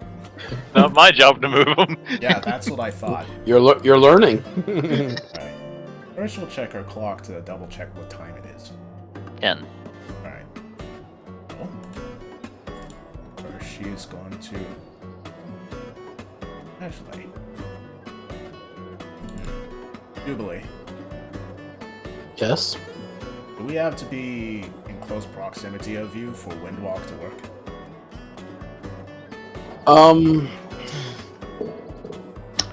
I think if I cast it on you, it should work fine. I don't think you have to be near me in order for it to do it. Would you like me to do that for you? Yes. They shouldn't be there at this point yet, so I can't teleport to anyone. Very well.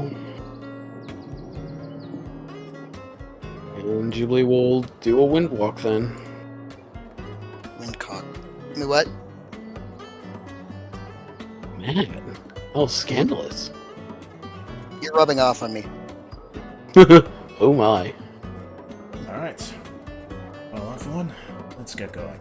And while transformed into the wind, Bill's going to start. Head out, lead everyone outside the city, and start flying 5 miles south. Okay.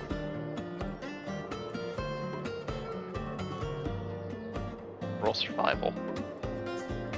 I shall aid if that is available. Can she have someone else roll the survival? Who do you want to roll survival? Who has the biggest survival? Beastie has set +7 in survival. Because someone has to figure out exactly how far 5 miles is. And I don't think it's gonna be Adel. Certainly not.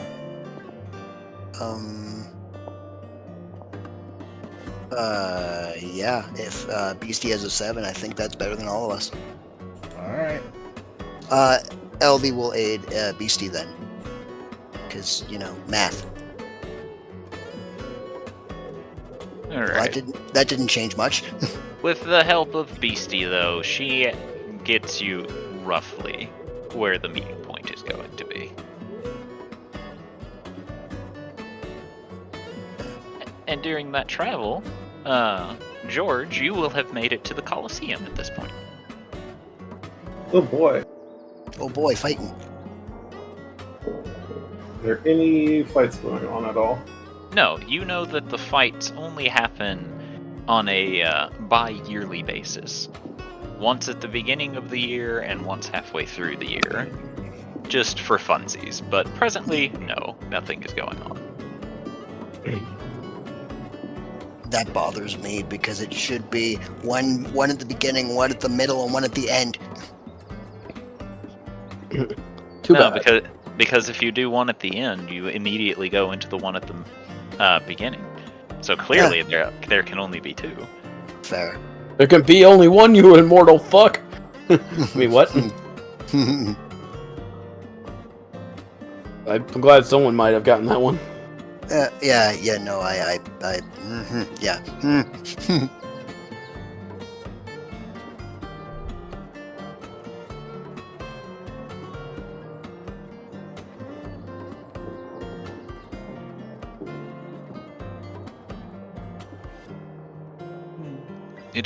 It appears to be decommissioned presently.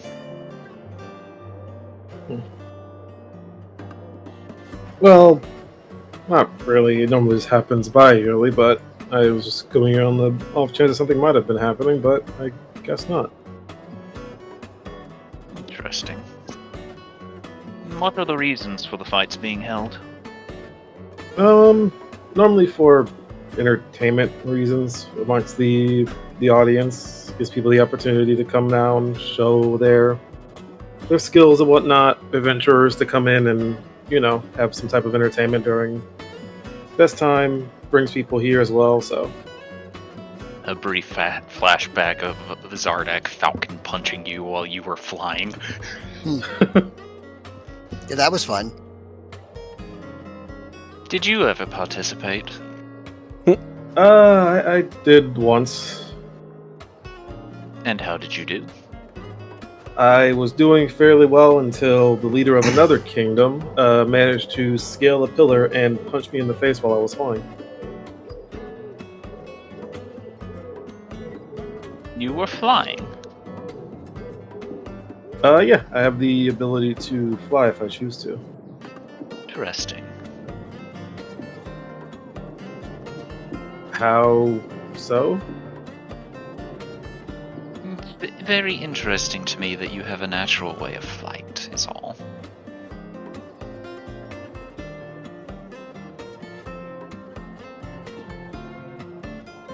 Well, yeah, it doesn't last too long, but it does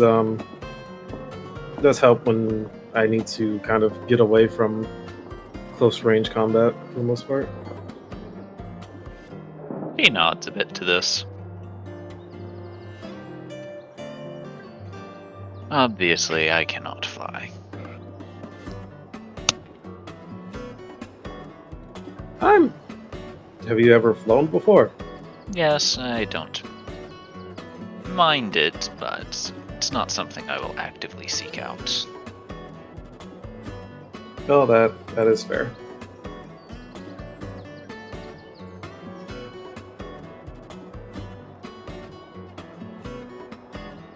It is quite an experience though once you get used to it.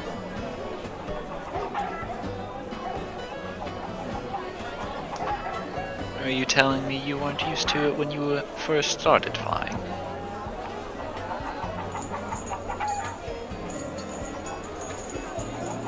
Actually, no, it took me a while to actually learn how to fly in general.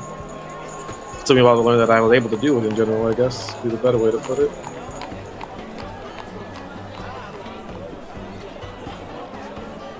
How much effort do you put into learning new things? As much as I can, at least. I feel as if it helps. Only if you think it'll help? Well, no, but normally if it is something new, I try to put my best foot forward into learning it. No matter what it is, normally. Oh, it ain't your foot you're going to be putting forward.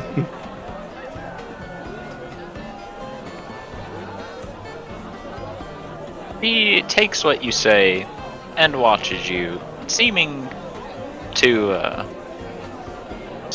be listening to every word and analyzing it. Have you always put your best foot forward into learning new things? In a way, yes. But I also believe that sometimes simply holding on to tradition works wonders as well. The old adage of if it's not broken, don't fix it. Like my way of diplomacy. I suppose that's fair.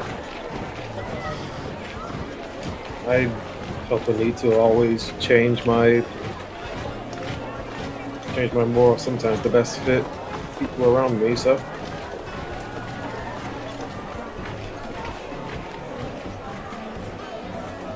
Changing your morals to fit those around you. So you're morally ambiguous, is what you're telling me. Well, that's not what I meant. What I mean is when I say that is by, you see how Adel acts with people. She's pretty much a pacifist, so for the most part, we have to spare most of the enemies we come by. For up to me, I choose to have them killed because I don't like as someone who's gone for revenge themselves, I know how dangerous it can be having someone hunt you down for revenge itself. She watches you for a minute, then just slowly tilts her head and says, "So you do not spare those that you believe need sparing."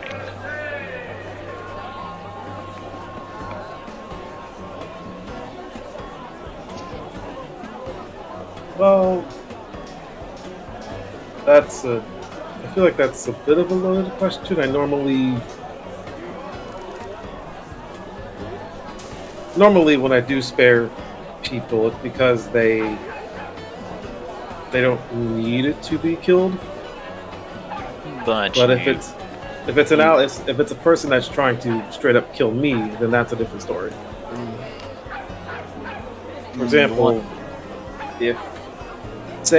For example, if I were an enemy of Haven and I was trying to escape, and the Redeemed were trying to come after me, if I knew that they weren't going to kill me, then I would not put any effort into killing them.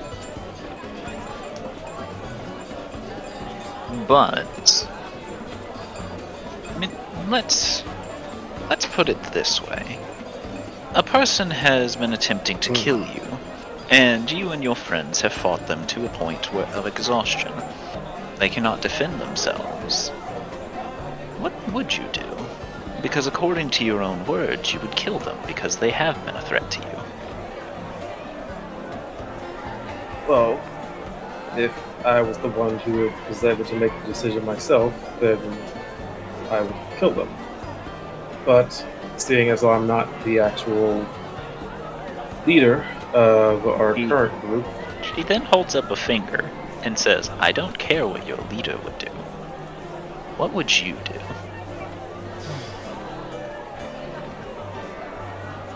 I probably would kill them. He watches you for a while and says, "All right."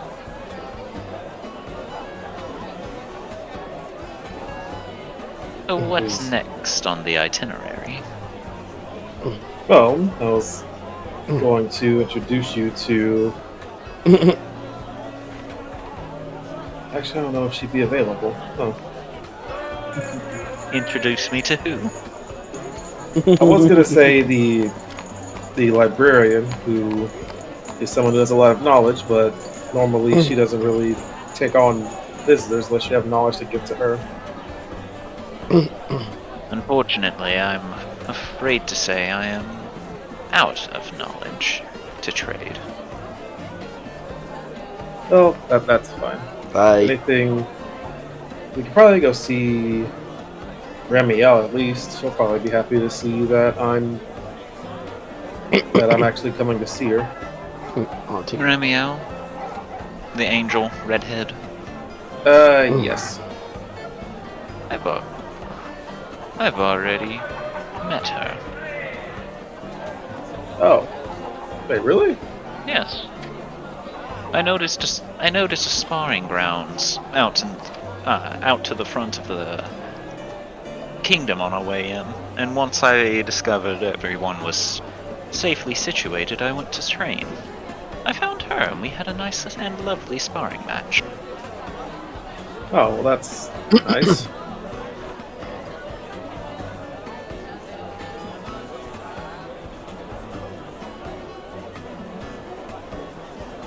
Glad that worked out well for you. I suppose you could probably go...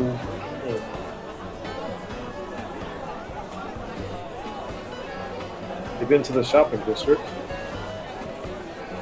What would you go shopping for? Well, I mean, any type of weaponry or armor you might think you might need in the future. I already have all of the weapons and armor I personally need. What about you? I just recently got new armor and I have weapons that have been working well for me at least, so... I suppose if you really want to, we could walk and see how things are, but I doubt that I will purchase anything. I suppose that'll work out well. Perhaps if you are satisfied after that, we can make our way back to the inn then. This little get-together of ours will end whenever you want it to.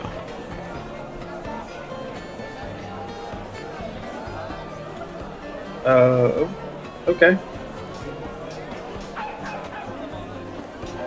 Or just fumbling so hard. Just a little bit. Bro. You're lucky that that Eddie is pretty much just saying, here, have all of me, like right away. I don't know if she likes him dumb, but she likes him innocent, I think. Yeah. She's revealing her inner cutie. She's sitting here trying to let him take the lead, and he's just like, How do I lead? Help? Maybe I should have been spying on the date.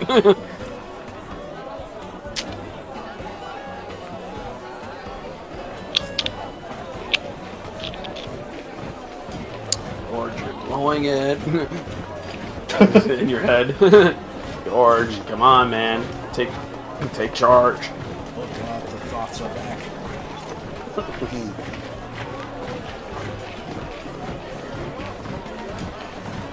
oh god, the thoughts are back. Touch her ass. I'm imagining every party member in George's head one by one, telling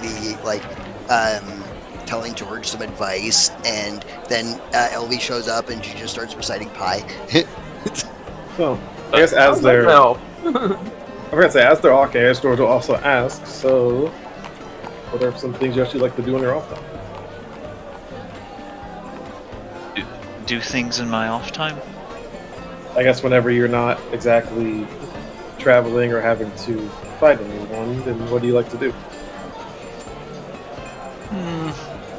Normally I'm practicing fighting, but in certain downtimes, I have talks with I'm having talks with my companions, learning about what they do in their downtimes. Oh fuck, there's a Fire Emblem protagonist.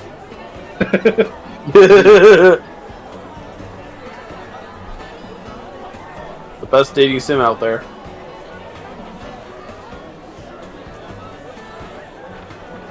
So are you saying George is Byleth in this case? Because, we know exactly who Eddie is. I mean, I think in this case Eddie is violent because the other one's too nervous. Fair. What do you Also- do in your downtime? Oh, I go and speak to others so that we level up our relationships. Also, For me? I would love the idea. Circling back to what Matt said with all of the characters, Jubilee's like, you're blowing it at Adelsarday. It's like, Adelsarday's just, we Good. should be focusing on other matters. Elvi's reciting pie. Thorgrim, come on, you can do it. Scalodius, I don't understand anything. And then I don't know, how did I get here? just in the back of it all, you just hear Hubert go, if you fail, kill yourself. Jesus Christ! Wow! Fuck! Oh my god! And then Is that enough motivation for you? and then at the end, it's Beastie, who's actually giving some actually really useful advice, but it's all in Goblin, so George doesn't understand. It's all in Goblin except for the last one, which is like, fuck her! Whoa! Fight her and then fuck! Or both! At the same time, go. Produce your Damn. powerful lineage. Produce an heir to the throne! She has strong birthing hips to produce the greatest Jesus. leader that Haven has ever known! Oh my god! I really want this to be canon now. That all these thoughts are going through George's will head. continue into the future.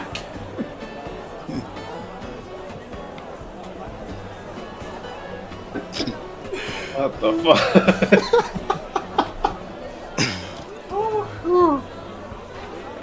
Did she say anything, or was it after explaining what she does, or? He looked at you as you seem to be temporarily distracted before you come back to reality. There goes gravity. Well, I suppose in my time I normally enjoy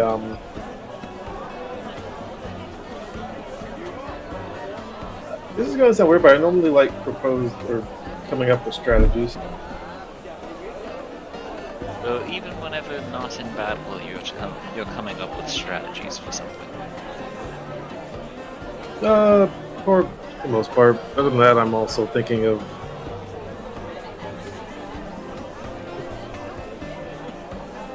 Yes.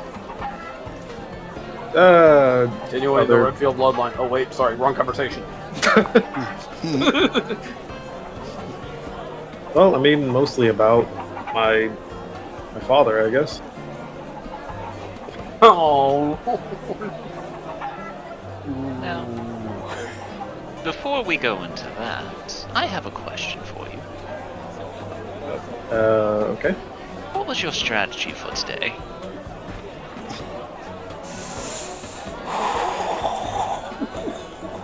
Choose wisely. She just knows all the right questions to ask, doesn't she? Jesus Christ. I hope you brought your life vest, because you're sailing in some turbulent waters right now. I mean, for the most part, I wanted to show you around the city and around my home for the most part. I felt as if that would have been at least somewhat enjoyable if you haven't been traveling around here for a little bit, and then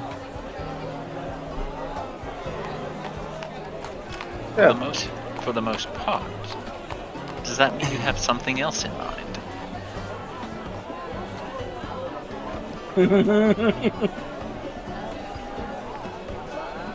Alright, what's your next move, buddy? It's not the time to play it safe. Go. Or is it? Who knows? Because moving too fast might also be a problem. Dale said they would be like, make sure to take it slow and get to moves. Ask her freaking questions. He's like, fuck! well, I mean, it was for the most part. I did have more plans. Hopefully, that was going to happen over time if we were to stay here. But now that that whole thing is happening, it's kind of just become more of a, well, I don't know. Well, if you have more plans for later, I suppose we have to wait until then.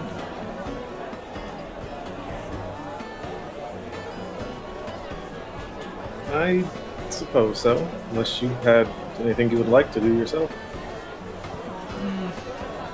No, you are in charge of this little outing of ours. If you want for me to be in charge of the next one,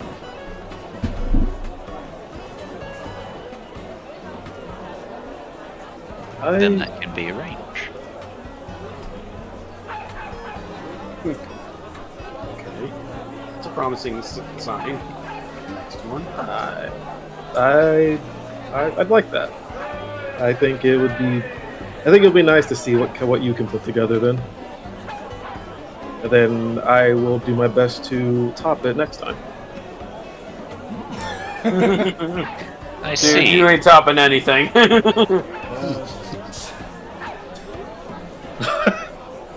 Duly noted.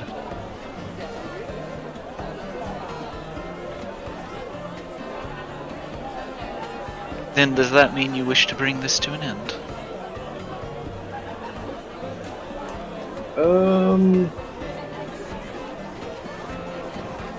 Wait a second. For now, yes. Very well. Ball dropped. Listen, man, George isn't a dating type. He's a fucking fighter. Yeah, clearly. Not even gonna ask for coffee. That's why you really should have asked me before. She is a fighter too. So, it might not have Alright, let's see. In that case, we need to shift back to the tavern as the date comes to an end, and the two of you will walk along, heading back to the inn. having friendly conversation along the way, and entering.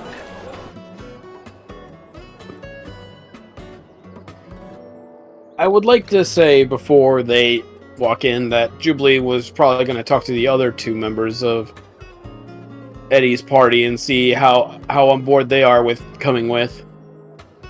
Okay. Well, in that case, George, you're not there yet. Jubilee, you see Stella the 13th and Hugh eventually come down to the common area, sharing conversation in Goblin. Good morning, you two. Hello.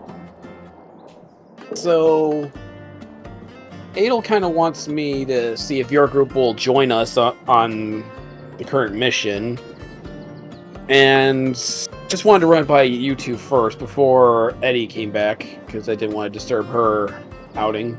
Have you run it by her? Well, I will be once she comes back. Then why are you asking us? To see how I should ask her. Just to make sure I don't offend anything. You should be honest with her, and your intentions, Stella says calmly. Fair enough. The straightforward approach. Alright. That's good to know. Yes. Again, different folks take different strategies, so just making sure I get the right one. It seems more like you're trying to figure out the best way to talk to her without directly talking to her. Not gonna lie, that sounds like a great idea, but I know you wouldn't let me if I know my Hubert. Oh, I don't care if you attempt to do that. I'll tell you whatever you want to know about her. You seem very ready to spill Eddie's secrets. Why is that? Oh, because if she figures out you're learning things behind her back, she will make you wish you hadn't. And how do you benefit from this? I don't.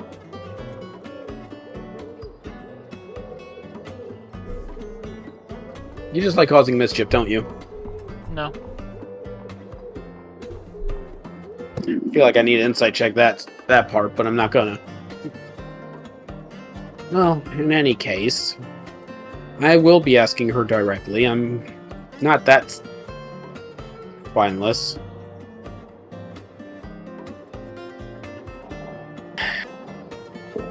But I just figured I'd get your guys' individual feedback as well. About how you individually feel about it, not Eddie.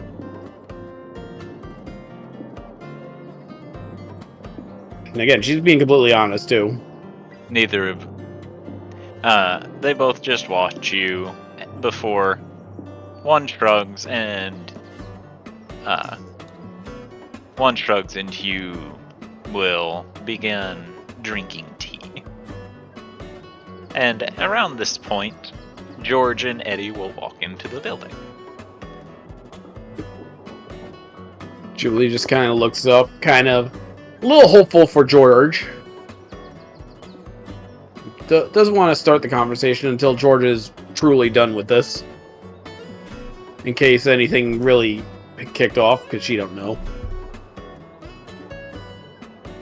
George will look over at Eddie and will say, until next time then. Until next time.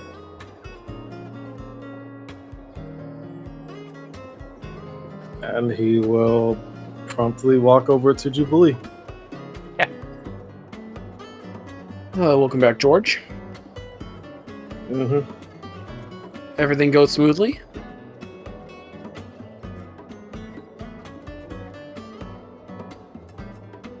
He'll kind of think to himself for a second, and he'll just... I'm not sure.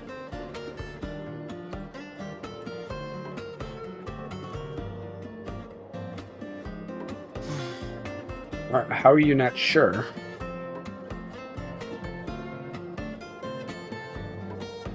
Well, that's just it. I'm not sure. Okay, talk me through this. Do we really have to do this right now? We kind of have somewhere to be. Well, this is the only chance I'm gonna get to talk to you about this and help you out. So I'm gonna. And Jubilee's trying to talk in a hushed tone. So I'm gonna need you to give me a little bit to work with to help you out here. Because Adel wants me to invite Eddie and her group along too. Okay, then we should probably discuss this somewhere else. Then. All right. Well, let's Have you make it tried quick. Talking to her directly. I'm gonna talk to Eddie once I'm done talking to you. Okay.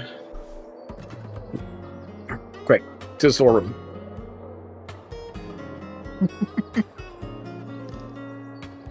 All right, dish George. details. George walks alone into the storeroom in broad daylight with everyone at the table who can see. They can see, they just can't hear. Eddie will remember this. Okay, so how did it go? Explain. I kind of really don't know how to explain it. Everything just kind of happened, and that was that. At least I got a second date, at least. Okay, there we go. That's what I wanted to know. That's a good sign. That's all you wanted to know. Then why'd you just say that? Because you seemed unsure, and again, I want to actually help you with this, but she's gonna want you to take the initiative at some point. Also, if you did want to help, maybe the best course of action would not have been taking us into the storage room.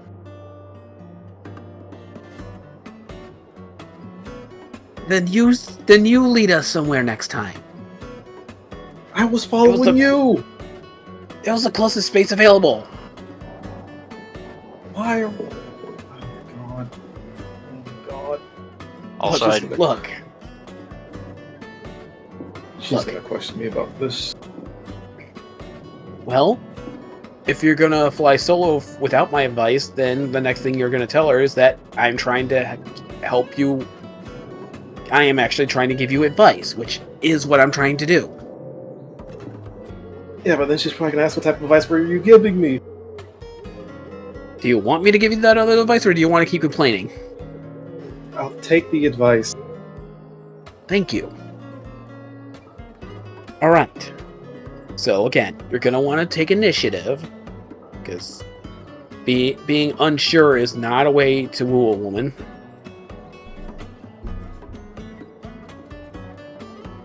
It sounds like you had no problems at least trying to be clear with your intentions, so that you're already in positive there. Maybe small gifts or gestures might help you out on this next date. Are you planning it? She's gonna be planning the next one. Okay, then the next piece of advice I'm going to give you is just don't overthink it, and just act. Just react and enjoy yourself. That's what you're supposed to do on these days. It's supposed to be about you enjoying yourself. You don't have to think about it, especially if she's planning it. You just go along with whatever she's planned, then. Unless it involves something very sketchy. What do you mean by that? I don't know. Like all of a sudden, if she does some odd ritualistic thing, like take the clear obvious signs of this is a bad idea. Okay. If it's not completely obvious it's a bad idea, then just roll with it. All right. Yeah, all right. Look, I'm just trying to help you, and I really think this is good for you. Besides, you seem a lot more happy now. a little unsure, but happy. And we like that. Now, you ready to go back out there and watch me possibly get my butt kicked by your new girlfriend? I don't think she's my girlfriend. Do you want her to be? Alright, you should probably go talk to her. Okay, confidence. Just remember, be confident and just roll with it. And back out we come. Hi, Eddie. How you doing today? Fine. I'm glad. Hear the date went well. Okay, so Adel wanted me to invite you and your party to see if you wanted to come with on the, the army march and whatnot. You do know that Adel Sade has already spoken with me about this, correct? Yes, which makes me wonder why she asked me to do this, but I'm just rolling with it at this point. Did she ask you to do it? DM, I'm pretty sure she did, didn't she? Phenom? Did you? I'm pretty sure you did. She. Otherwise, why would I be doing this? She asked. Why are you doing Adel- this? She said, "Talk to Eddie's friends," because Adel spoke to Eddie, but not the rest of her party. That's Oh, what well, she said. I've done that part already. Well, you talked to two of them. Yeah, and your friend. Well, she asked me to talk to your friends, see if they were interested too, but I'm pretty sure whatever you decide, they're going to decide. So, I'm not trying to go behind your back or anything, just just asking around, getting a feel.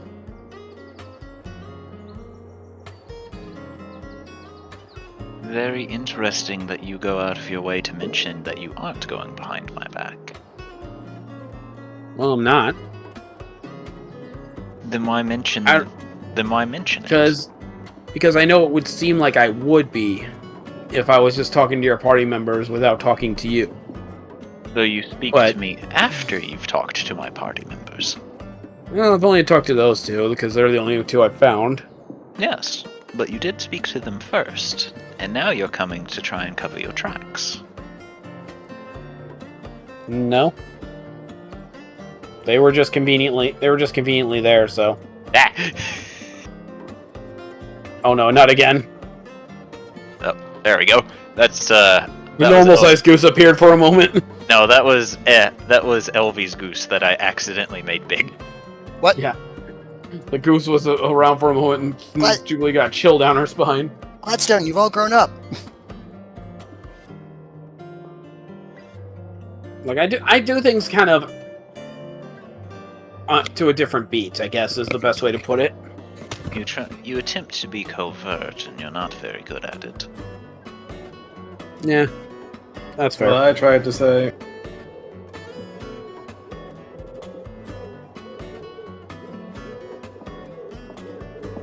So, if we have already agreed that we are going to help, why did your lady ask you to come talk to the rest of them? Jubilee will honestly shrug at that point. Just,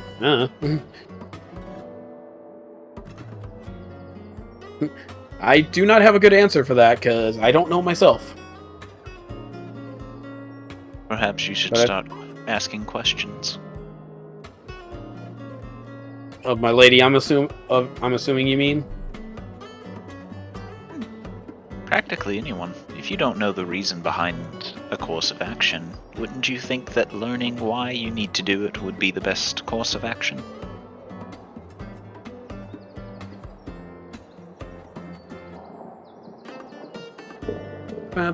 Well, fair. I prefer to just react as soon as possible. There's something to be said about acting on instinct at times. And acting on instinct and only on instinct is foolish. I agree. I don't only act on instinct, but figured it was the best attempt for this time. I was clearly wrong though. And it's kind of trial and error. Again, shrugs.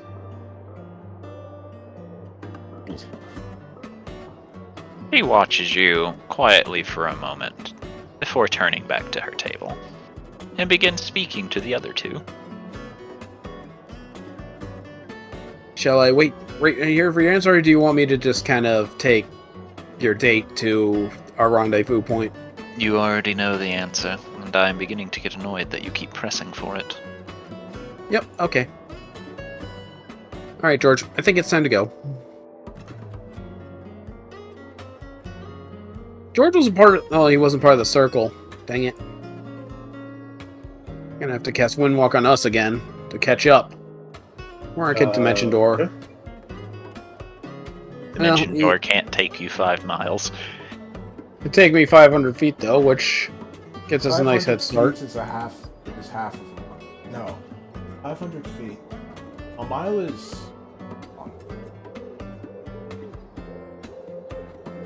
A mile is 5,280 feet, by the way. It's a tenth of a mile. But it'll get us to the city gates at least. I hope. No. It'll get you burn my 500 7th level. It'll get you 500 feet closer to the city gates. But the city gates is not just... I'm gonna have to burn my 7th level spell then, because I got no other way to cast Windwalk, because I already used my 6th level on the first one.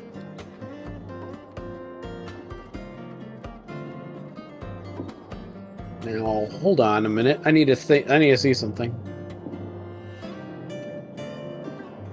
Interesting. Okay, it's not a concentration spell. Okay, so I can do this. Alright. Are you ready to go for a ride? Or actually, I should probably wait until Eddie's party is ready, or gives me an answer of whether or not we're going. That way I can grab them too.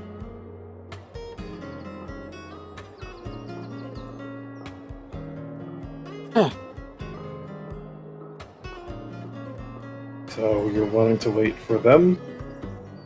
Well, unless they want to get left in the dust, I'm gonna have to. So kind of. I only have one more shot at this until tomorrow. Eddie, whenever you're ready, unless you guys have your own means of getting there quickly, we are ready to go. We do have our own way of getting there. Hold on. Okay, then we can go. All right. That settles that then.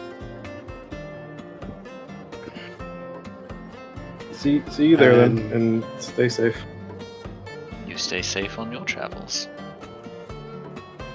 Poof. Is my only 7th level slot, and that's the last time I can cast Windwalk today. And we're off.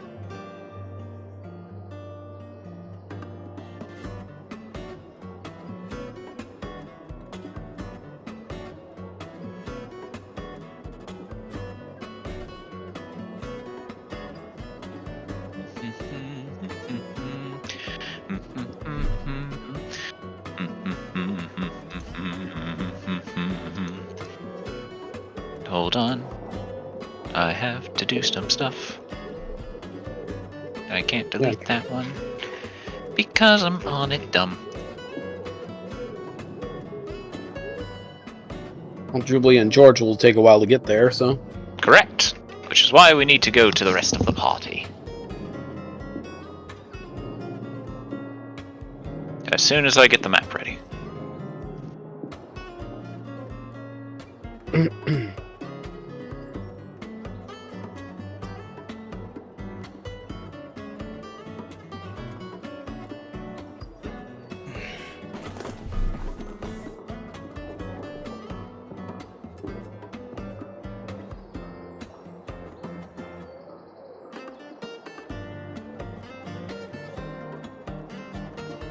Shit!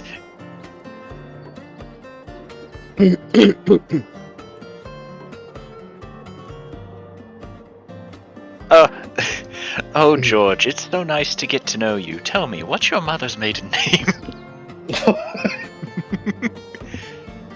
What's the name of your first and second dog? You drive a car? What model?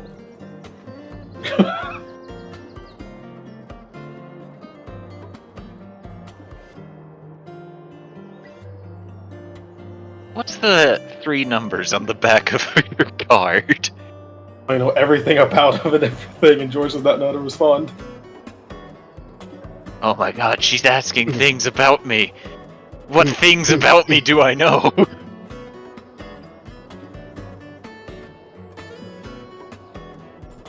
Wow, that map sure is not loading. Oh, nice. Give it a minute, it'll be okay. Or it won't be. I can't fix that.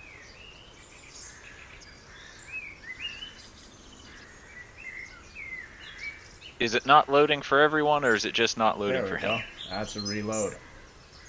It's there.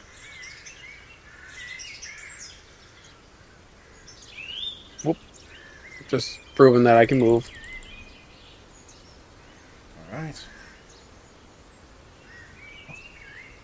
Another big map. She's going to take a seat on a nearby rock. We're here a bit early. We are.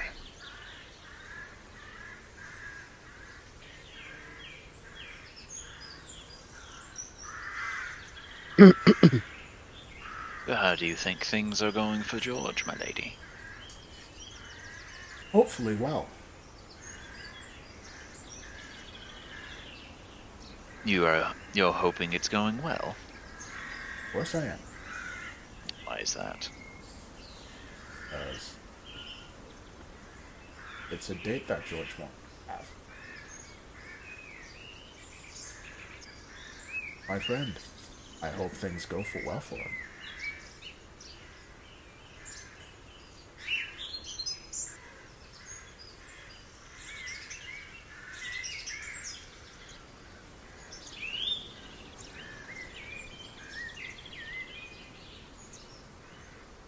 Hello? I said, ow, fuck. Having to move, sorry. Just waiting on things to happen. Well, unfortunately, I believe we're going to be here a while. That's fine. I'd rather wait here than have the army show up and us not be here. Why is that? Well, Zardak's army, for one, might not be so happy to wait around. For another, the Templars might not take kindly to Zardak's army. Or vice versa.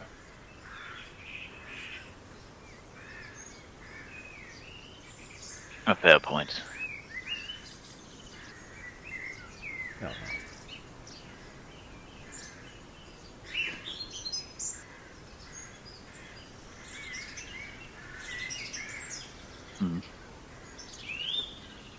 The others are still just standing over there. Well, it has been an awkward time.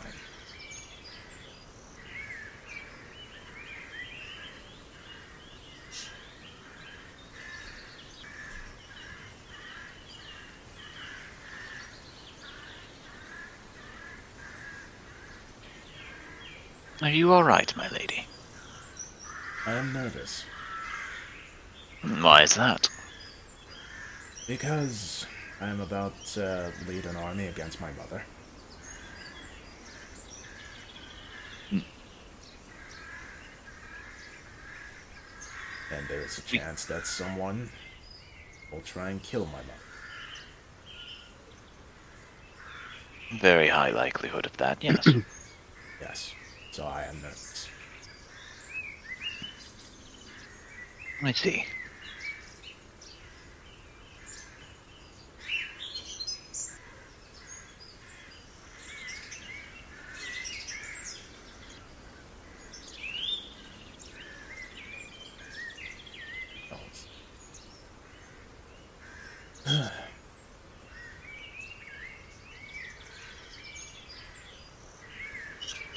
It would be so simple. What would? Killing her. Yes, very much so.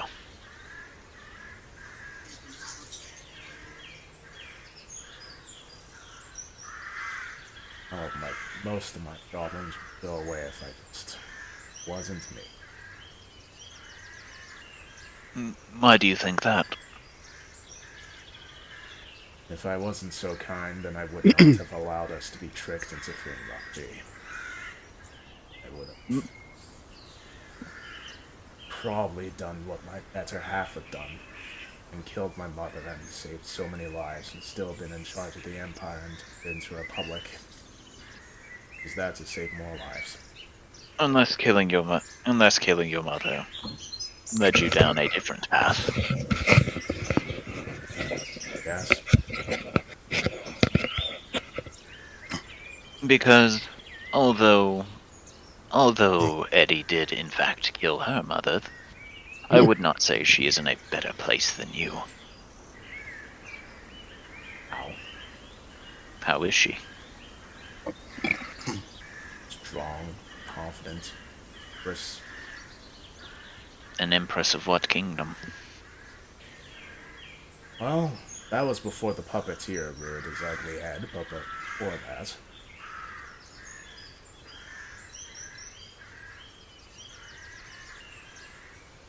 And, to be fair, you are strong, are you not? Not strong enough. And what makes you say that?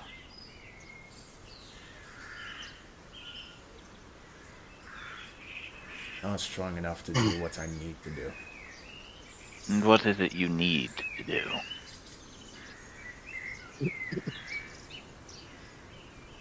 Help people. Which you are? Not as much as How not?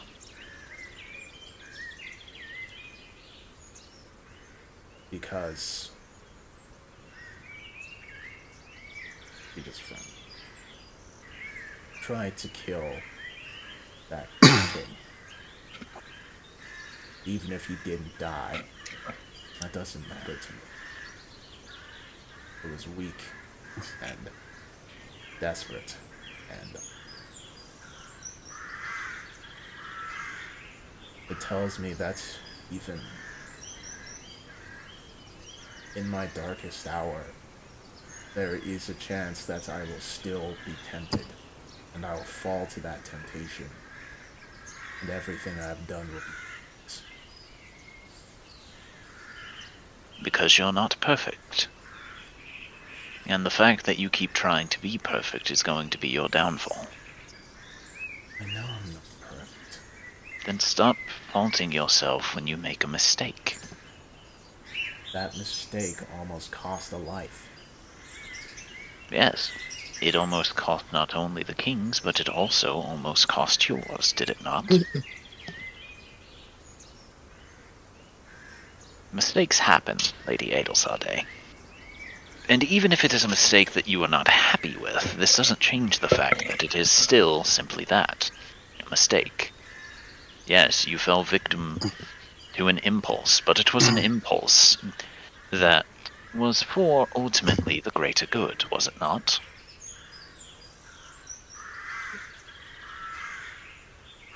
I don't think that is a valid enough excuse. And why is that? Too many greater goods and you become like Supreme. Or Nathaniel. But not enough greater goods, and you become like you.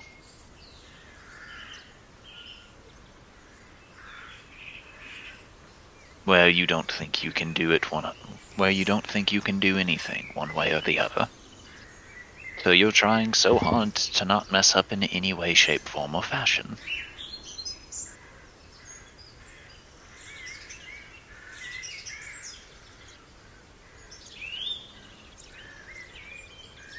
Lady Adelsade, I understand that you do not enjoy killing, and I understand you never will again. But you need to understand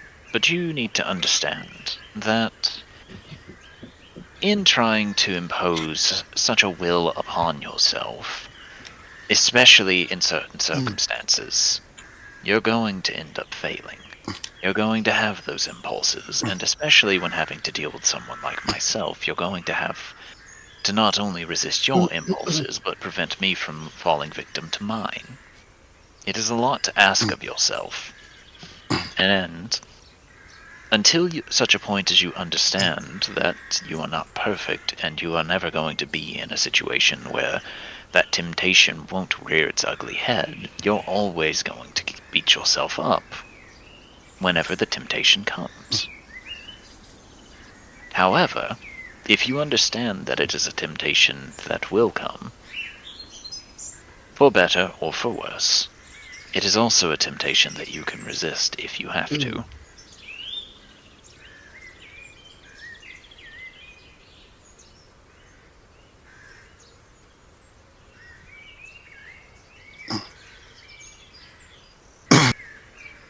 Oh, that's how you sigh.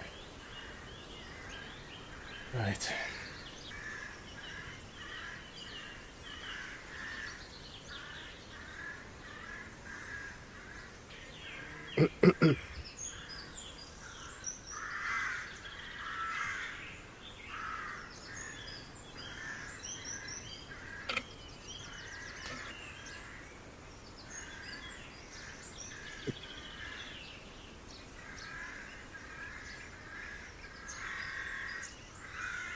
But in answer to your question, Matt, I don't think any of it was whispered. Yeah, Okay. Adel wasn't whispering. Okay. Because, yeah. This is a very important topic to me as a person, so.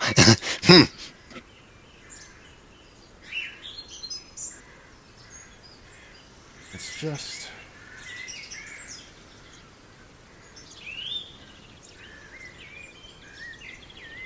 I know it's not something that you would understand. And she looks down at her. There's so much blood on these. Correct. There's a lot of blood on those hands. There's a lot of blood on my hands. And you believe that is making you a better person, trying to make sure that no more gets added. But this still doesn't change the fact that every now and then you're going to be tempted to add more to the lake. And as I said, your choices are to either become scared that you're becoming tempted, or to resist the temptation altogether.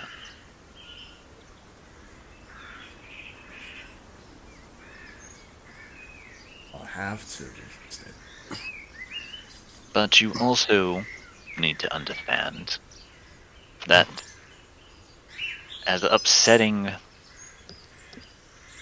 as an idea that it is, there are cases in which sometimes, just sometimes, for example, killing the king would have saved your life, my life, their lives, he says, motioning over to the group, and every life within that kingdom. Because who is to say what would have happened if the king survived? If the king had beat us? The amount of blood that would be on his hands. The atrocities that he would have performed, correct? Yes, but... what if he had the same change of heart that I did? Nobody would think that someone like me, who I used to be, is who I am now. But unfortunately, Lady Adelsade, there are some people who don't seek redemption. There are some people who are incapable of redemption. You are a very rare oddity amongst people like yourself.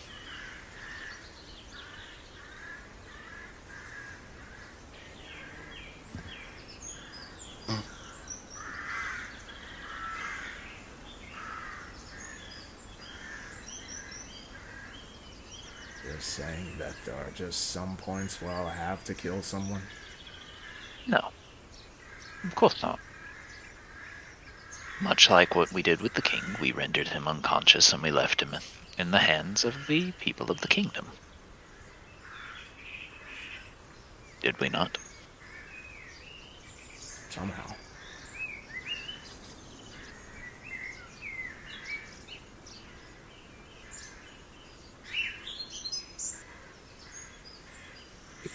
At no point did I ever say there was always a chance.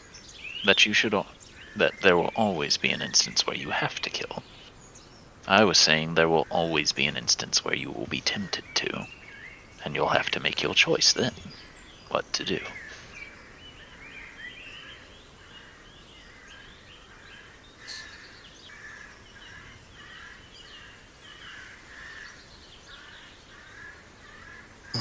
Thank you.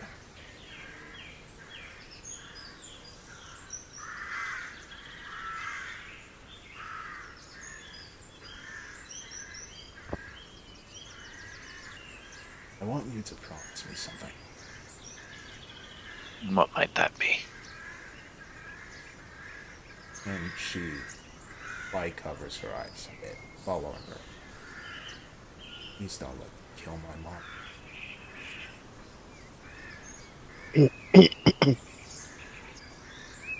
And who am I supposed to be preventing?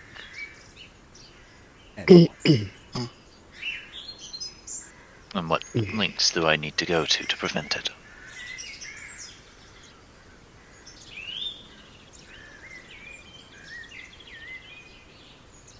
As far as you can without killing anyone. Of course. Go down and hug him. Thank you.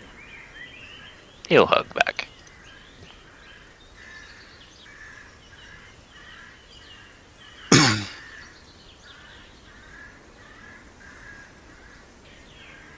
That is right on this fighters.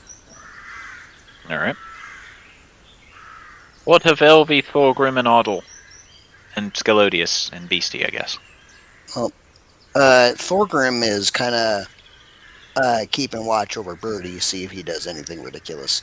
And Elvi is keeping a very close eye on Adel and Hubert, kind of just keeping a watchful vigil over them, and is trying to figure the best time to approach and say something. Okay.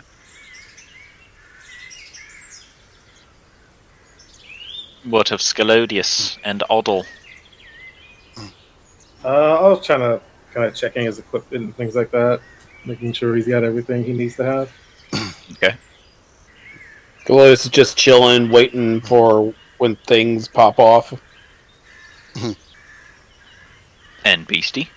Beastie has tied the rope to the tree, done her prayers, and if there is still some time, going to practice with the halberd. There is plenty of time. You guys arrived like 2.5 hours early. Halberd practice it. Hell yeah.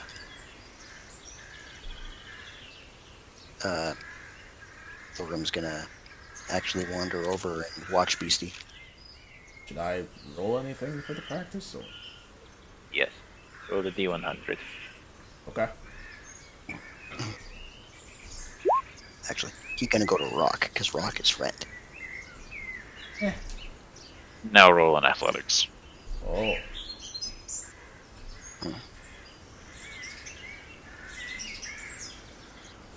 Eh. You're Meh. kinda getting the hang of it, however, it's still very big and very unruly for you. Beastie will seem content with her progress and will strap the halberd to her back. I will just lie down in the grass. Start making grass angels.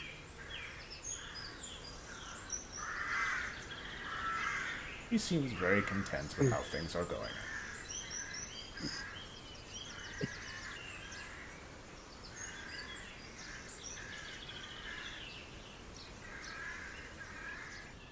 He'll look up at Thorgrim.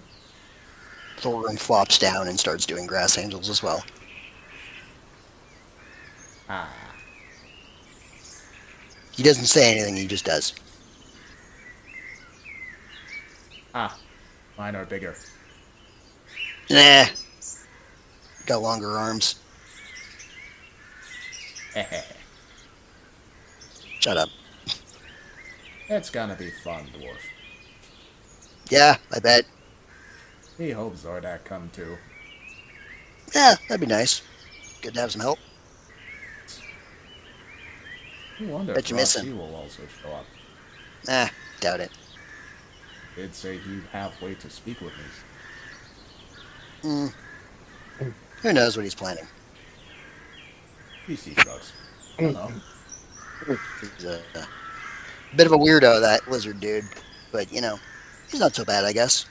Maybe. Be honest. Goes to just kind of look up from his spot. Yeah. Yeah, he doesn't really seem like the sneaky type. Not like, Marcus. Be a warrior. Yeah. Big, badass gator thing. Yeah. He sad me missed his fight. Or missed him again. It was something.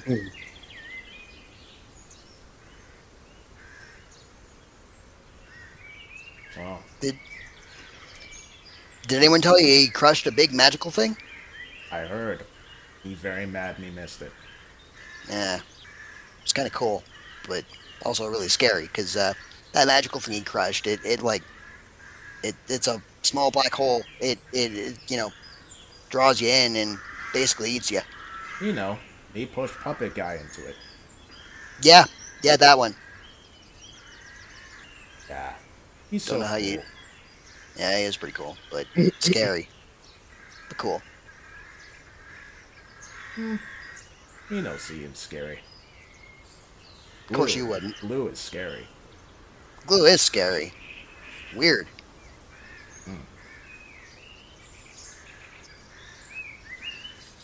Daniel is weird too. Ugh. Man, was that little goblin dude. Kind of looks over at Elvie. Kind of like the way she used to be. Until the. Go for help. Kind of like the way she was until the feelings happened. No. And she Huh. wears her head. Be weird because Mino can feel him. How you mean?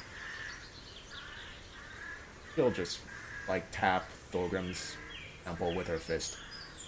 He always know person when we fight them. Me not know how, but me know people.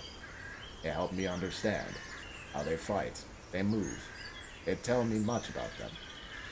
But him, he shakes her. He had no idea. And Yeah, sorry. that's very weird. Yeah, it's almost like there's some weird disconnect between his moves and his thoughts. Like he fights kind of like Supreme. No emotion.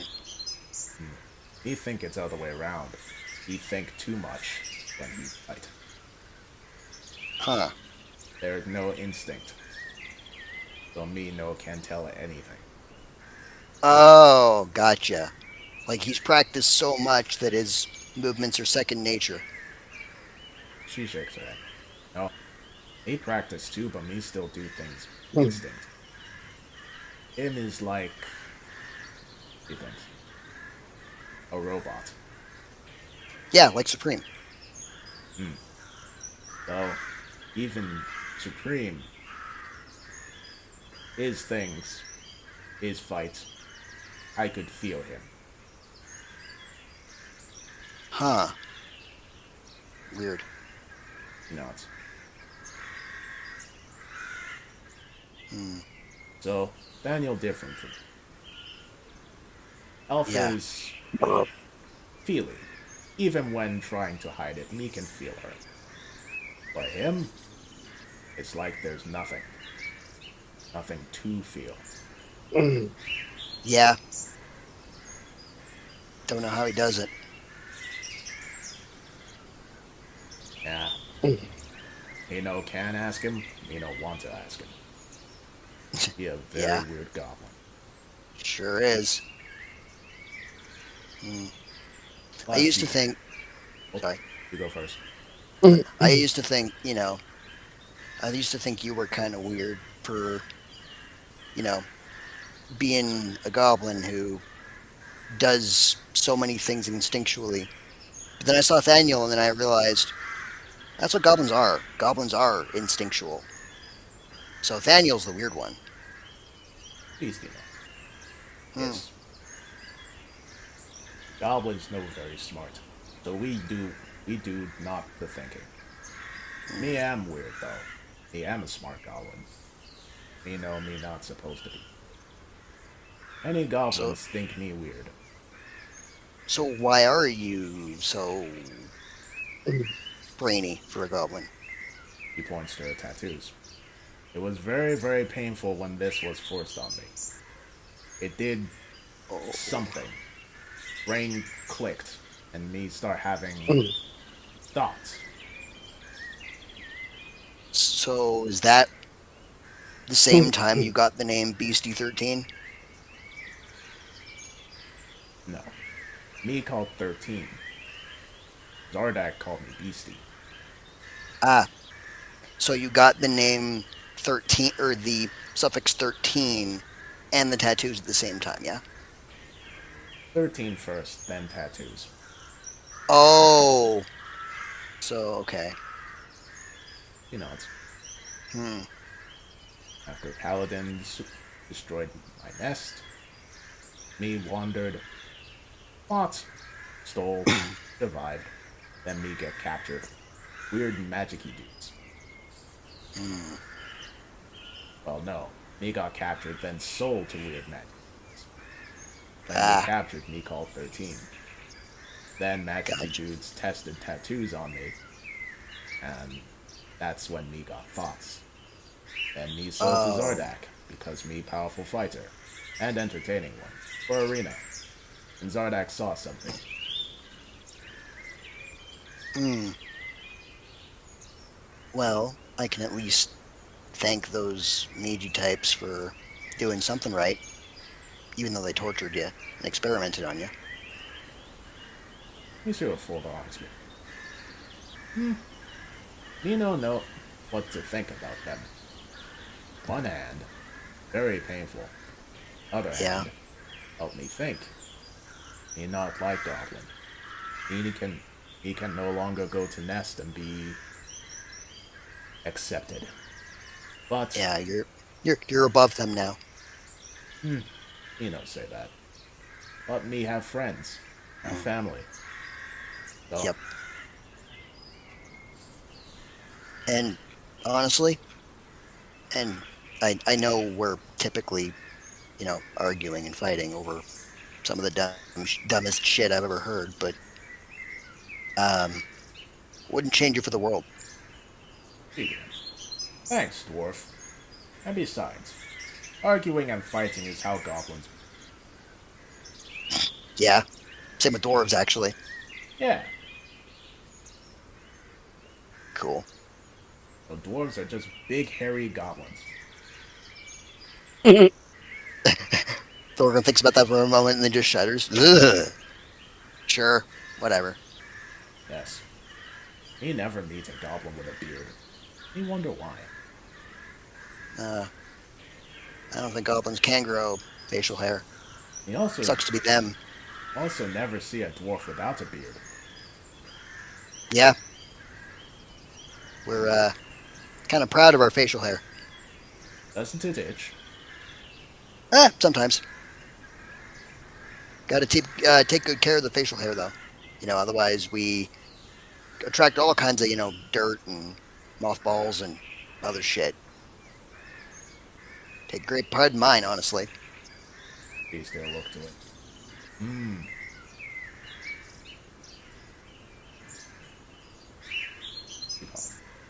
So is it true that when you die, your family cuts off your beard and puts it on the fireplace?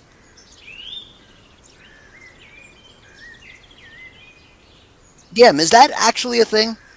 It can be. Okay. It is now. Sometimes, I guess. Not always, but a dwarf's beard is kind of I wouldn't say sacred, but it's special. Me It's no his legacy. Me no family of dwarves that's always had big beards that they cut off and made to form a big fake tree, and then they put presents under it at the end of the year. And some big dwarf with a white beard would go around and give presents to people. Huh. That just makes the thing me and Jordan were laughing about earlier even funnier. Ho ho ho. Yes. Sad that he died. Yeah. But now he can't die again since he's undead. Thorgrim kind of just shudders. Ho. Ah! The hell was that? Yes. Me not know how, but he Secret always boss unlocked. goes around the entire world in just one day. Or at least according to legend. Well, Yeah. me thought he legend, but then he show up once and he gave me a coal. Very nice of him. Made a nice torch. Yeah, I bet. Yeah, some people say, oh, you're gonna be a bad boy. You're gonna get a lump of coal for Christmas. And guess what? I'd be perfectly fine with that. I mean, I would keep my fireplace going at least one night. But you're a good boy, dwarf. Yeah. Which is why instead I got beer. You get beard? Beer, alcohol, drinks. You can drink a bear? She does not know what beer is. That's hilarious. Thorgrim is going to reach into his pack and he's going to pull out a bottle of beer. Because I still have several. And just going to hand it to Beastie. He'll take it. Sniff it. Then down it. Good, huh? He'll let out a loud burp. Hell yeah. Good one.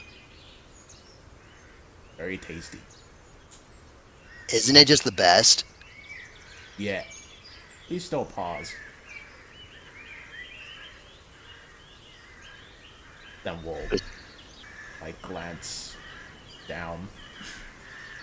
The shift in music was very fitting here. Oh yeah, absolutely. Anything wrong? She stands and grips the hilt of her halberd. Hey! What? He points in this direction. Oh! Oh shit. Thorgrim kips up. Huh. Alright. Identify. Identify yourself. Scalodius, as you approach, you see a halfling woman currently rummaging through the bushes, appearing to be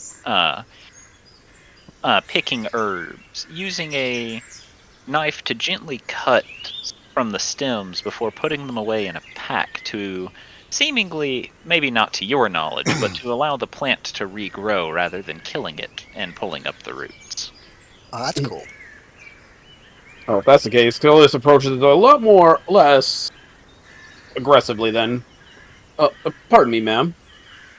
The woman will stop before turning around and looks at you for a moment, looking almost intimidated, and goes, hello? I'm sorry. I don't mean to alarm you, but this is going to be the site of a very big meeting soon. So, it might be in your best interest to not be here when they come around. You're holding a meeting here? Why? It's so far away. It's so far away from everything. There's going to be a lot of people. Oh. It's like he's trying to hint at something but does not want to say it outright. He watches you for a minute and says, that's not great. Yeah, fortunately, they should all be friendly, but at the same time, it's It's going to be crowded, and I don't want any innocent bystander to get lost in the shuffle. Don't. She. She looks very bothered by this and says, "You're going to trample all the greenery." Oh, rest assured. Let me take you to our leader so that way you could explain the situation. That way she can make sure that nobody does do that. She is a very nice woman. She looks a bit wary to this, seeming nervous about meeting someone else.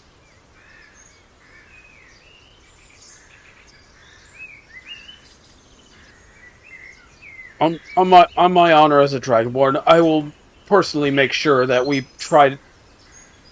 All the people are mindful of their surroundings. She frowns a bit before saying, "I guess I don't have much of a choice." I mean, I don't want to force you into anything, ma'am. I just want to look out for your safety is all. You'll always be a good boy.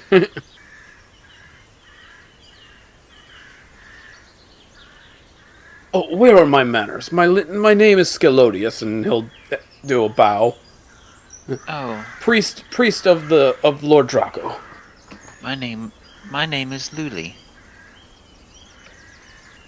Luli? Luli. Luli. A lovely name.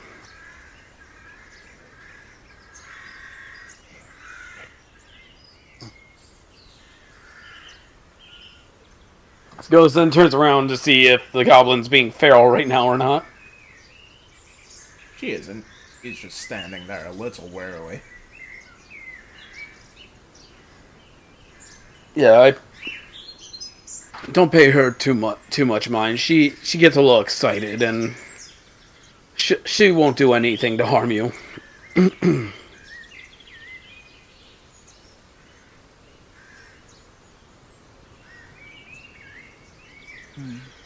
I know this will be a bit of a long shot, but you wouldn't have happened to see a boy by the name of, Lily, would you? So he'll just kind of cross his arms and think. Don't believe I have, but I don't have the best memory of my team, unfortunately. Again, our current leader is the more intelligent one. Honestly, it would not surprise me if you hadn't.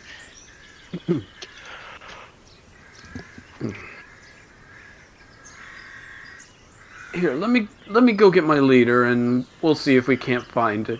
He then looks down to make sure he's being very careful of the greenery. Alright. And make I his still way have- to Adelsarday. I still have herbs to collect, so I suppose I'll be in this area. Very well. And again, just kind of awkwardly tries to make his way around certain greenery things. Be careful. As he awkwardly approaches the Adelsarday. Gotta be careful. Don't want to stomp too hard. Don't want... On hearing footsteps, Ada will let Hubert go. I'll look over. Skillis is still looking down. He hasn't looked up yet. He's carefully making steps. Full careful.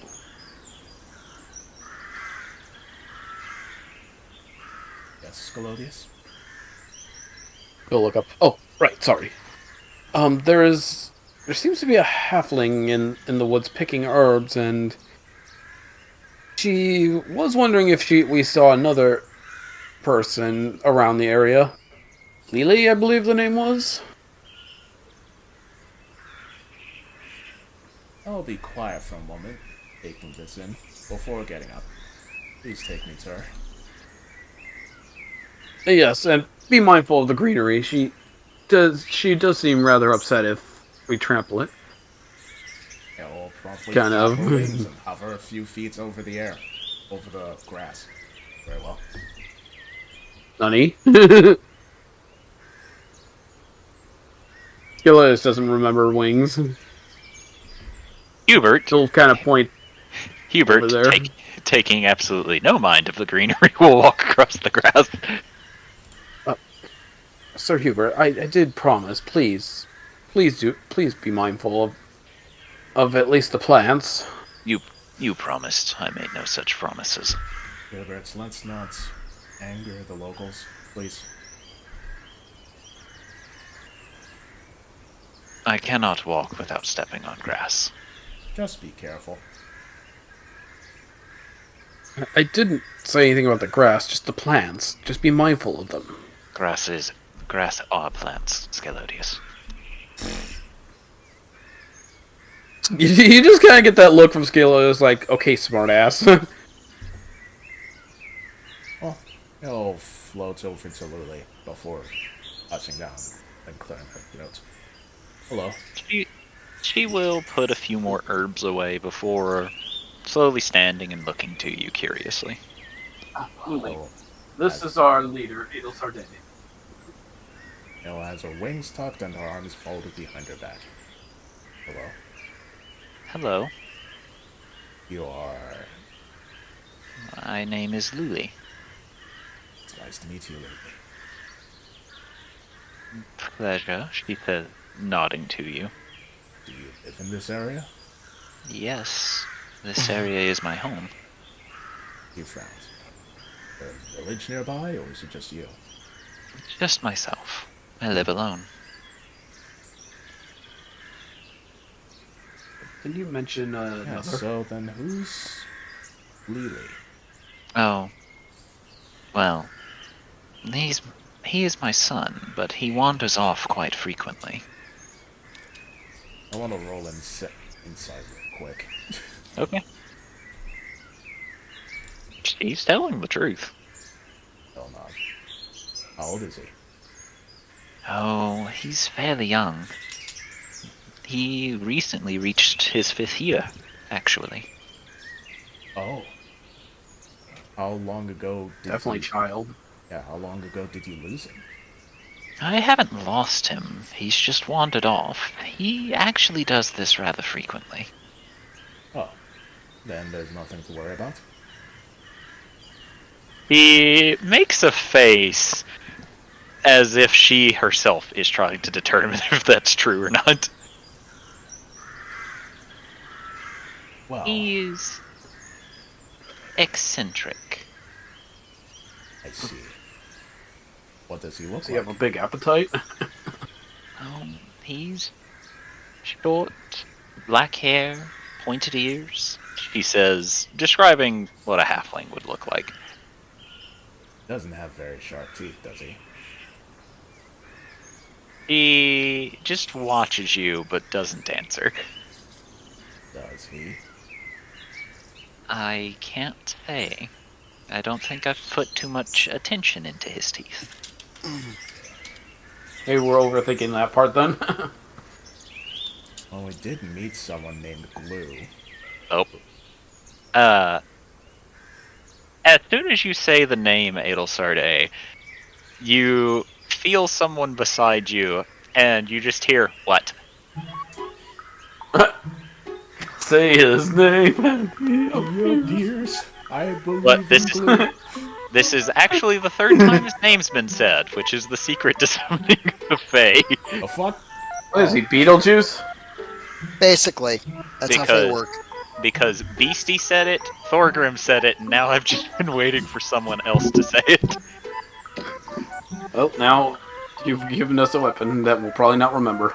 They will flinch slightly and then look over at Glue. As you look to him, you just see him hold up both arms very stiffly before scooting across the grass and hugging Luli, going, Möether. Oh my god, it is him. Finally. So, you're his Möether. Yes, he says, sighing, before reaching down and picking him up and go, have you been harassing these poor people? No, I have been playing with them. And bringing justice upon those who would insult my beloved. And you all hear cracks come from his neck as he stares through Adelsarde and Hubert to stare at the Beastie. You can feel the presence. Nope. Well, DC is going behind Thorgrim. Ada will look down at Glue. On the other hand, Skillus looks quite happy to see Glue again. Ah, Glue, lovely to see you again. But hold on. Does Glue have two names? Because he refers to himself as Glue, not Lily.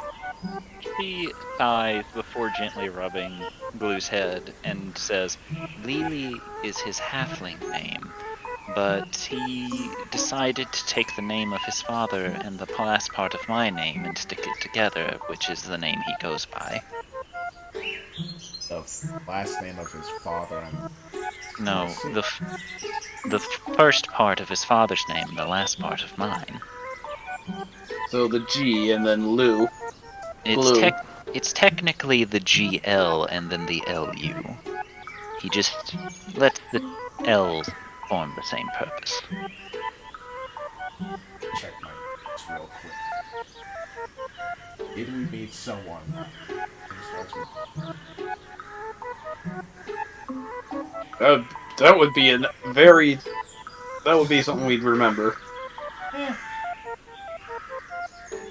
Let's see. Nope, certainly haven't. If I may ask, who is his father? The primordial sin of gluttony. Literally gluttony. That explains a lot while also raising many questions.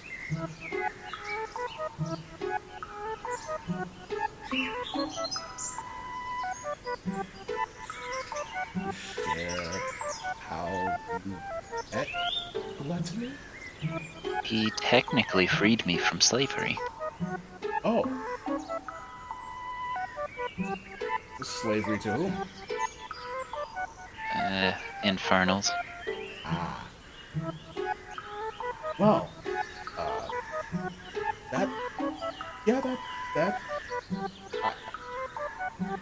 I am glad that we were able to reunite you, and I'm also glad that we found out who Blue's mysterious Möether was.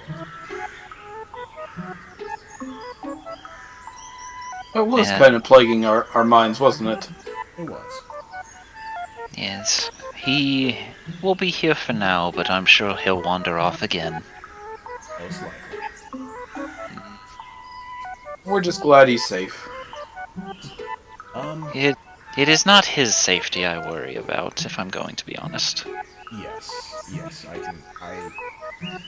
I understand. But did Scalodius tell you about the armies that will be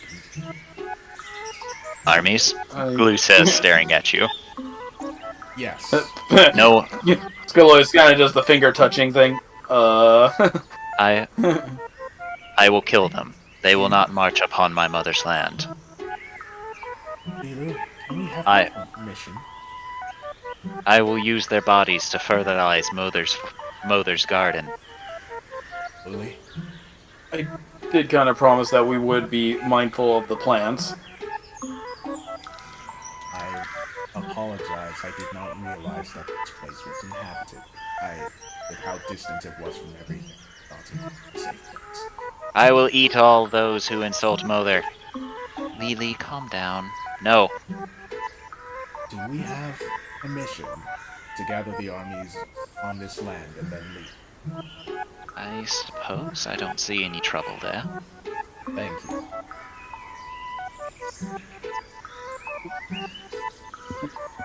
Guilty Dragonborn. Doing the finger touch thing.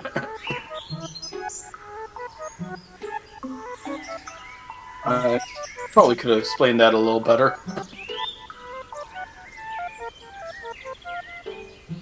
Well, it's good to see you, Lily. And good to see you as well, Glue. I will fertilize Möether's gardens with their bodies. Please don't. They are friends. It's to see you. I'll turn to go. Oh, pause. Actually, Lily, there's one other thing. There it is. There it is. Yes. Do you know anything about the goose? I know my son has played with a goose before. But that's all you know? I know it enjoys crumpets. Crumpets. No. Thank you. Good bribe to give. Oh God, it's English. And off she will fly. I mean, yeah.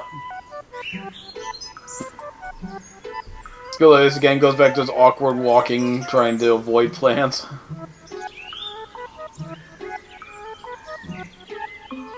Möether, I think that one has defiled his breeches. What? What the fuck? Walking around like I got shit in my pants? Is that what you're saying?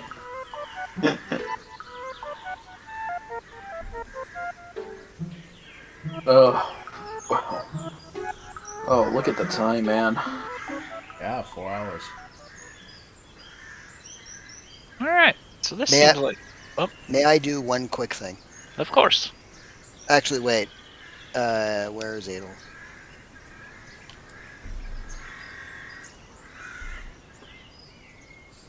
She up here. Yep, she is atop the rocks. Oh, rock. All Adel on the rocks. Is noting down in her notebook, but she only pulls out for very important information. Goose, boys, trumpets. That is very valuable information to have.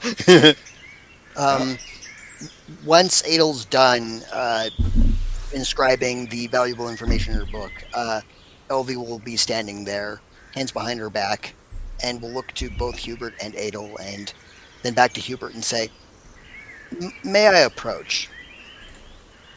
Yes. I'm not the one you need to ask this. All right. May I approach, Adel? I'm not an empress. Feel free to approach. Okay. Elvie will get within arm's reach and will place her hands on both sides of Adel's face, and like the lightless starscape will sort of just peer into her face for a while as she focuses completely on you, and will just say very calmly, "I need you to remember this. Please burn these following words into your brain." Okay? Okay. You are enough.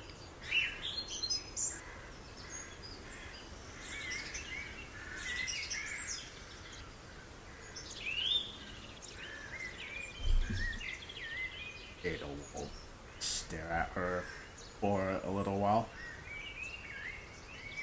All 4 tears start welling in her eyes. He sniffs. Oh, 4 blink. Elvie will lean in and touch her forehead against Adel's and just say, "Never forget that." Thank you. You're very welcome. We elves need to stick together. But beyond that, we friends must stick together. Yes. She will back away and will politely bow and will say, "That is all I wanted to say," and will leave.